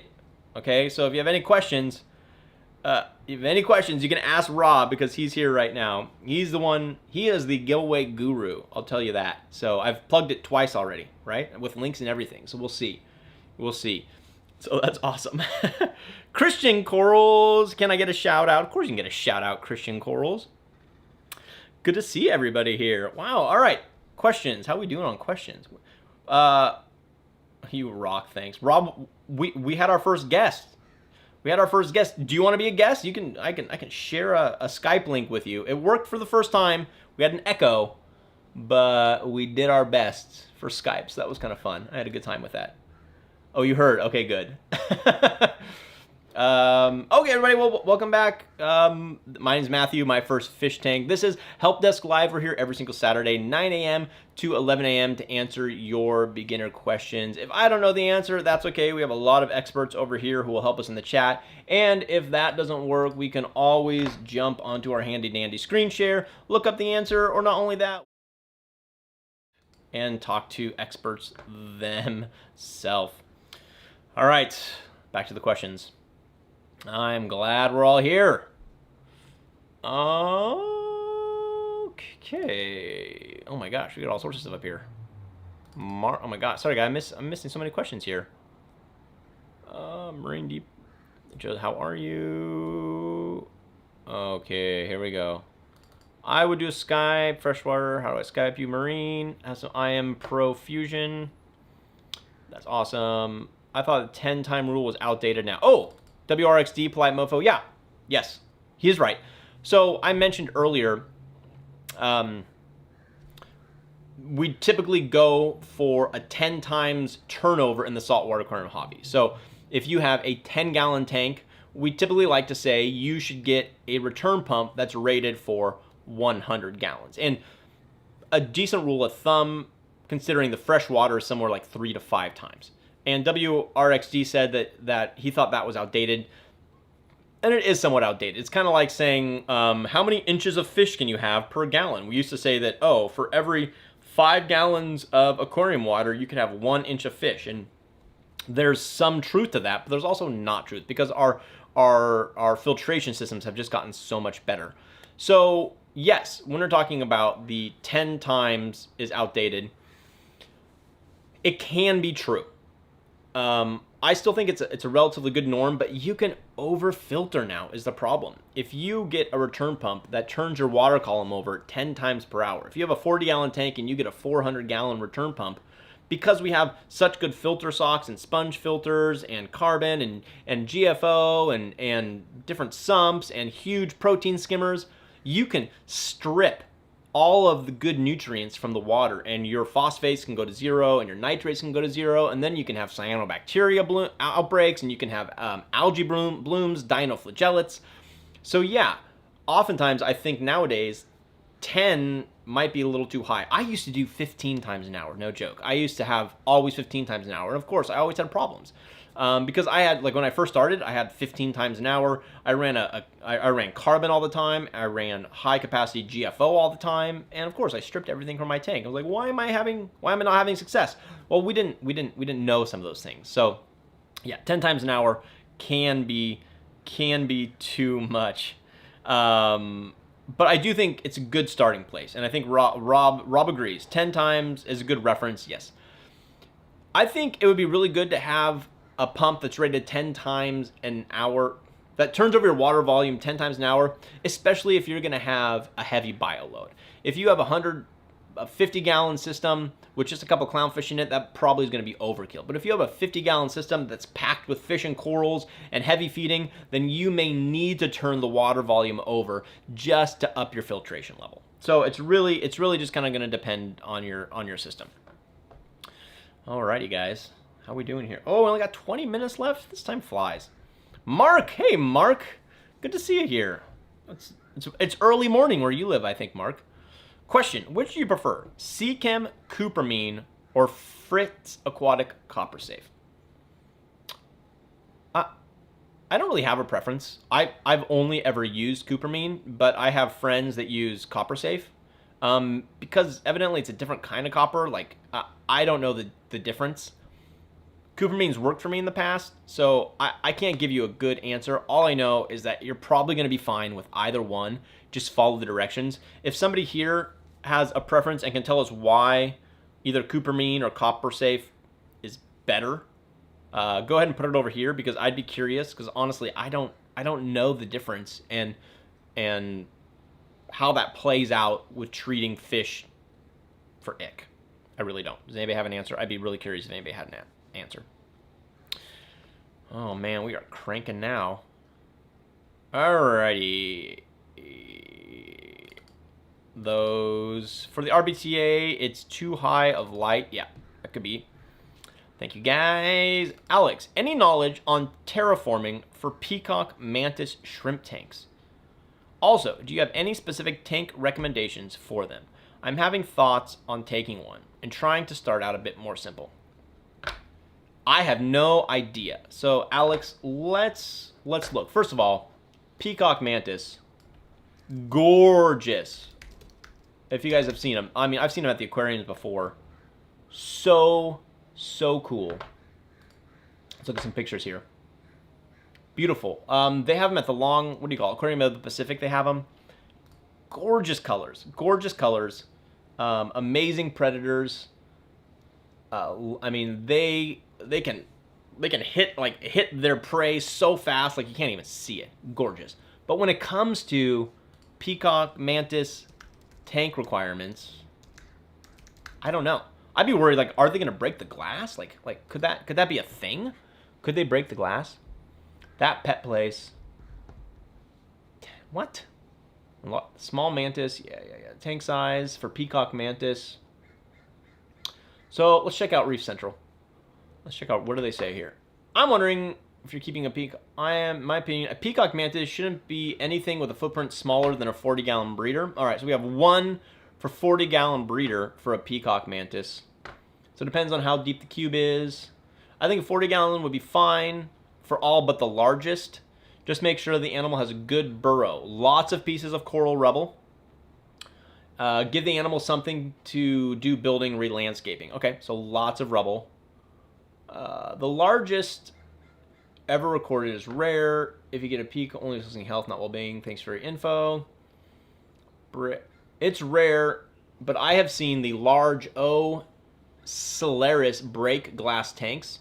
Usually happens when they are trying to dig, but a couple times a strike at a teasing finger caused a crack. Yeah, I mean, that would be my concern with it. Like, with a glass tank, could they break the glass? Maybe you're better with an acrylic tank. This was a particularly nasty peacock. I broke 2 tanks in less than a month. Also, it would strike the glass whenever anyone entered the room. So maybe acrylic's the way to go. So anyway, yeah, I don't have the best answer for you, Alex, but it looks like there's some good stuff out there, especially on the Reef to Reef forums, Reef Central forums. Looks like you might be okay with a 40-gallon tank and just give enough rubble rock, and you might want to go with an acrylic tank. I don't know. I've never had one, but they're super, super cool. Let's see here. What do we got here? Freaky Goblin. No idea on the mantis shrimp, but I found it really interesting to see a video on how the punch is fast enough to boil water. Yeah, super cool. Reef Stash, laugh aloud, me neither. Never kept one. Admire those that can take the time to set up a species-specific tank. I'm a sucker for mixed reefs. Yeah. Okay, much appreciated. Well, you're welcome, Alex. It is a species-specific tank, so you're gonna have to plan everything around that one fish. Just do your research before jumping in, and you're gonna be just fine. Oscar, I used Fritz 900 in a fish-in cycle. My tank has been a week now. I still have 0 nitrite, 0 nitrates. If I add another bottle of beneficial bacteria, will it speed up the process or slow it down? Oscar, I don't know if you're still here. You said fish in, yeah. Okay, so you are using fish in your cycle. So my question for you, Oscar, is what's your ammonia level at right now? And if you're still here, I don't know if you're still here. If you are still here, tell us how much ammonia is in your tank, because 25. Okay, you are still here. Hey, thanks for sticking around, Oscar. I appreciate that. Sorry it took me so long to get to your question. First of all, don't worry about it. If your ammonia is 0.25, what kind of fish do you have in there, by the way? But because if your ammonia is low, like 0.25, 0.5 even, I mean, really anything probably under 1, it's going to be fine for most fish. You don't need to worry about it. If the cycle takes a month with fish in there, not a big deal. Not a big deal at all. 2 clownfish, okay, yeah, you're going to be fine. So, did you add ammonia chloride? I'm guessing you did not, correct? Because that would have killed your fish. So you just put the fish in, and then you're letting the cycle go naturally, correct? That's what I'm guessing there, Oscar? No. Okay, good. Great. So your cycle is going to take a month, maybe 6 weeks, maybe 7 weeks, maybe 8 weeks. So the way, and the reason for that is, so you've added beneficial bacteria into the tank with the Fritz, but when you first added that beneficial bacteria in, there was nothing for it to consume, because that beneficial bacteria needs an ammonia source in order to start the cycle. So if you add fish and beneficial bacteria at the same time, that first initial addition of beneficial bacteria is not going to do much, because there's no ammonia chloride. There's no ammonia there for it to consume. Okay, so now that you have some readable ammonia in there, you could add some more beneficial bacteria, but you don't need to add more beneficial bacteria unless your ammonia starts getting too high. If you notice your ammonia get to like 0.5, maybe it's time to add some more beneficial bacteria in to help consume that. If your ammonia gets to 0.75 or 0.1, you're probably going to want to do a 50% water change to get that number down, right? So you're going to want to watch your ammonia level and add more beneficial bacteria. I'd say at 0.5-ish, you can add more beneficial bacteria. But you're doing a long cycle. So that ammonia is going to spike, and once it's going up, which is currently going up, now you're going to start seeing nitrite. Okay, but it's going to take a long time. So nitrite and nitrate really are not dangerous for your fish. The only thing that's really dangerous for them is the ammonia. So just pay attention to your cycle, test it every couple days, every day even for your ammonia. Do an emergency water change if your ammonia gets to above 0.5, maybe, I mean, at the max 0.1 at the max. And then if it does creep up to like 0.5, you can add more beneficial bacteria, and that will help bring it down. Freaky Goblin could already be cycled and simply not producing enough nitrate to register on test. That could be, but I don't think, Oscar, I don't think you pre-cycled it, right? I'm assuming you didn't pre-cycle it. The thing about using a fish-less cycling method is the reason that's faster is because you add ammonia chloride and beneficial bacteria. If you're doing a fish in, using fish to cycle, you can't add that ammonia chloride to the tank because that ammonia chloride is toxic to your fish. So a fish cycling method can take longer, right? But if you use a fishless cycling method, you add in ammonia chloride first, and then you add in your beneficial bacteria. The thing about using a fishless cycling, which I just noticed Reef Stash mentioned, is yes, you can cycle your tank in 7 to 10 days by adding ammonia chloride and beneficial bacteria, but it's really not a full cycle because it's cycled based on the current bioload, which is just a little bit of ammonia chloride. Once you add fish and livestock that are eating and pooping, you're going to see another second ammonia spike. So I think a fishless cycling method can be helpful to get things started, but if you're not feeding the tank, and if there's no livestock in there, then it's not going to be completely cycled until well after you reach your full bioload. That's what I think. I mean, that's my own personal opinion there. So, Oscar, don't worry about it. Test your ammonia every single day. If your ammonia gets to 0.5, maybe add some more beneficial bacteria. If it starts creeping up to 0.75 or 1, then you're going to have to do an emergency 50% water change just to make sure your salt's at the correct salinity and make sure the temperature's right. And then if you change 50%, you'll reduce the ammonia by 50%. Your cycle is going to take 6 weeks. So just be patient with it. Just be patient with it. Only reason to stock slowly, yeah. Yep, you are welcome, Oscar. You are very, very welcome. All right, where are we on our questions? Here we go. Ricardo's here. First guest. Edwin, Ricardo. Good. Both louder and clear. Good morning. Sorry, yes. We had our first guest. You might need to sound down. Awesome, yes. Alex, don't think it's a problem. Alex, no deal. We can go live. No worries. Can go. Sweet. Oh, we can live, get well. Hope you feel better. What's up? First time joining. Boop, boop, boop, boop, boop, boop, boop. Who Reef Stash? You heard. What's up, Ken? Great info. Freaky Goblin. We're talking about flow. People shouldn't forget head height. Yes. So this point here from Freaky Goblin. We were talking a little bit earlier about what size return pump you should get for your tank. And the old standard has been you should get a pump that turns over your water volume 10 times an hour. Roughly speaking, right? And that's generally good advice, but you will probably want to go more or less depending. You can over-filter your system. So what Freaky Goblin is saying is if you have a 100-gallon tank and you have a sump and you buy a return pump that's rated for 1,000 gallons per hour 10 times, it's not actually going to be 1,000 gallons per hour because as that water travels from your return pump up to your display tank, all of that vertical distance means that it's losing a lot of its head pressure and it's losing a lot of its power. So by the time it gets to the top, depending on how high up that goes, you might not have 1,000. Well, you're not. You might only have an 800 gallon per hour, or you might only have a 500 gallon per hour. So you just need to take that into consideration before deciding that. The DC pumps are perfect for that. It can grow with a bioload. Yeah, DC pumps, if you can afford a DC pump, get it. Because if you get a DC pumps are almost always, if not always, controllable. So if you have a 100-gallon system and you get a DC pump that's rated for 1,500 gallons per hour, well, guess what? You could turn it on to high, but you could also turn it down to 50%. You know, they run quiet, they use less electricity. Just all around a good idea. DC pumps. More expensive, but way more adjustable and better in the long run, I would say.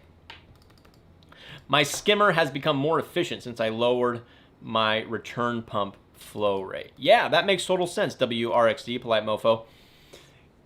Your protein skimmer would become more efficient if you lower your flow rate. Because if you have a lower flow rate, using a return pump that isn't turning over your water volume 10 times per hour, you're giving more contact time for your protein skimmer. So I think that makes total sense. Ken Houston says, so if I have a variable speed pump, should I slow it down if my tests start dropping too low? Ken, this is a really, really good question and a really important thing to discuss. So let's jump in after I have a little more here. Here's what I've learned, Ken. And I've learned this because of mistakes I've made. When your phosphate and your nitrates drop to 0, bad things start to happen in your tank. Cyanobacteria, dinoflagellates, especially. almost, again, my case, almost always. Because what happens is when your nitrates and phosphates go too low, different types of beneficial bacterias can no longer compete because they consume those nitrates, especially, right?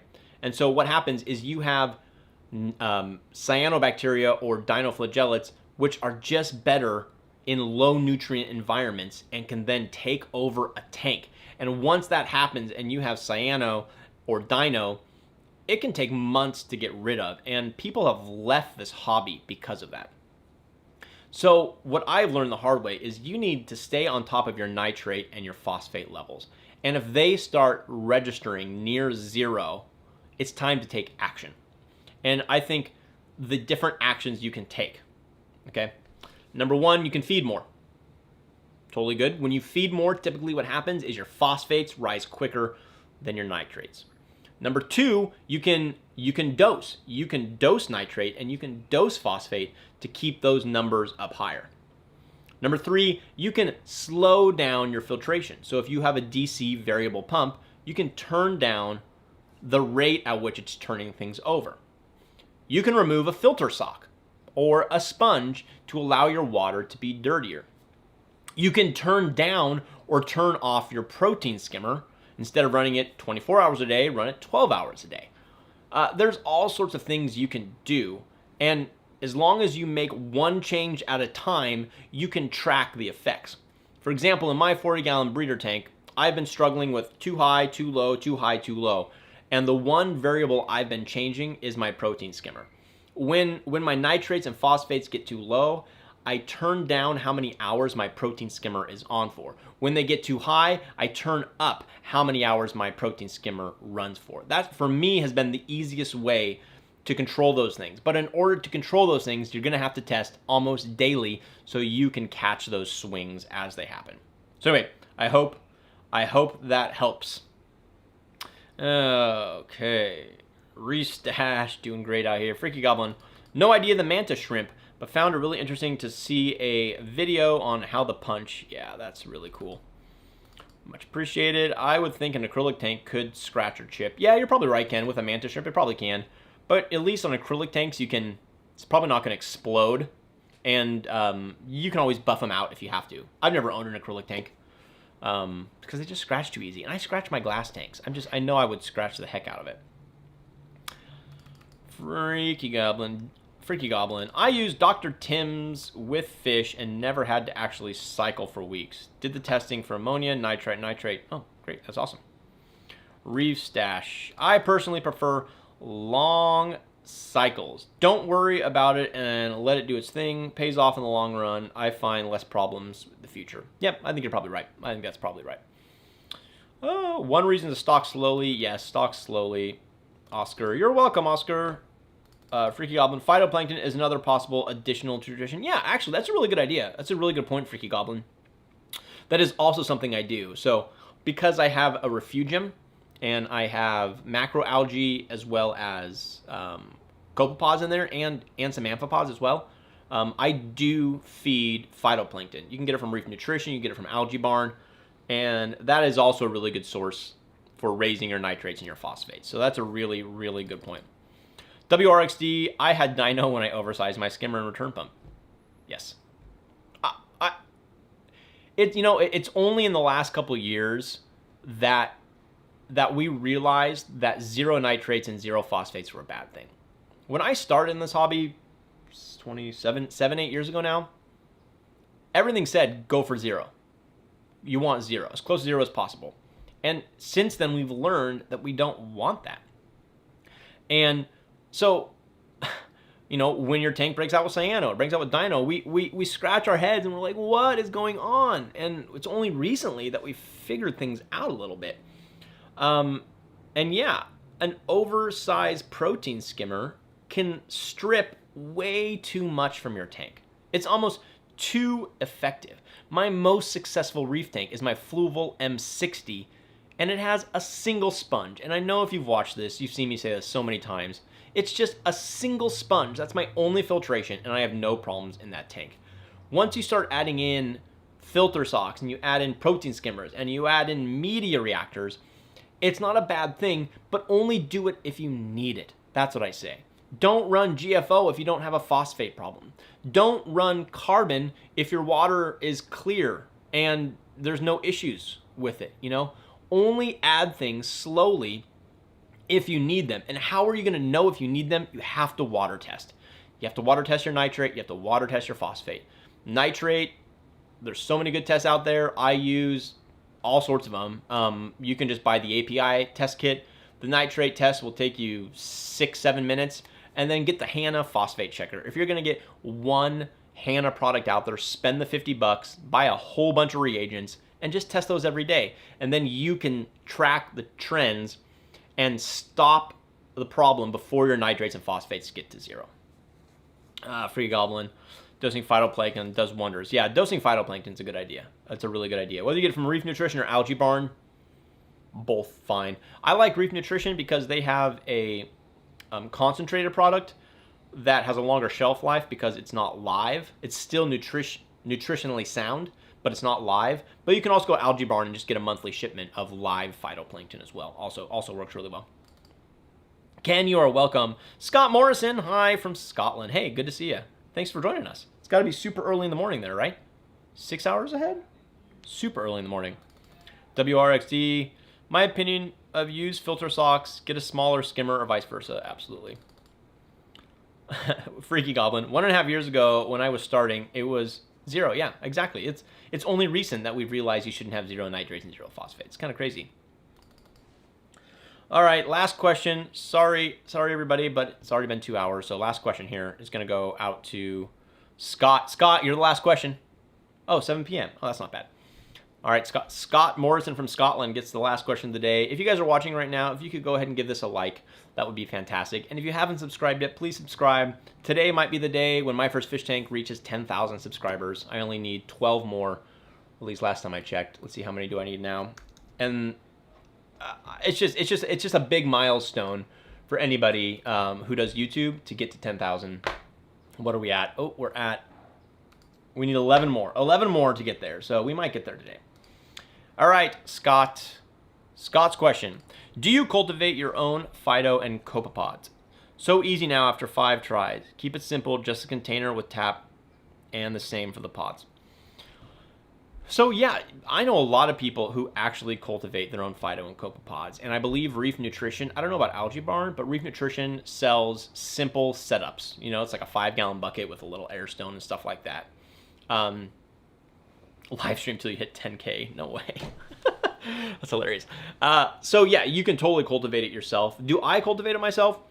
No and yes. I certainly don't cultivate phytoplankton myself, not yet. I will eventually because it's so easy to do. I just don't have the space for it. I already have tanks all over our house and my kids' bedrooms and everywhere. Once we start building my little studio over here, then I'll do it.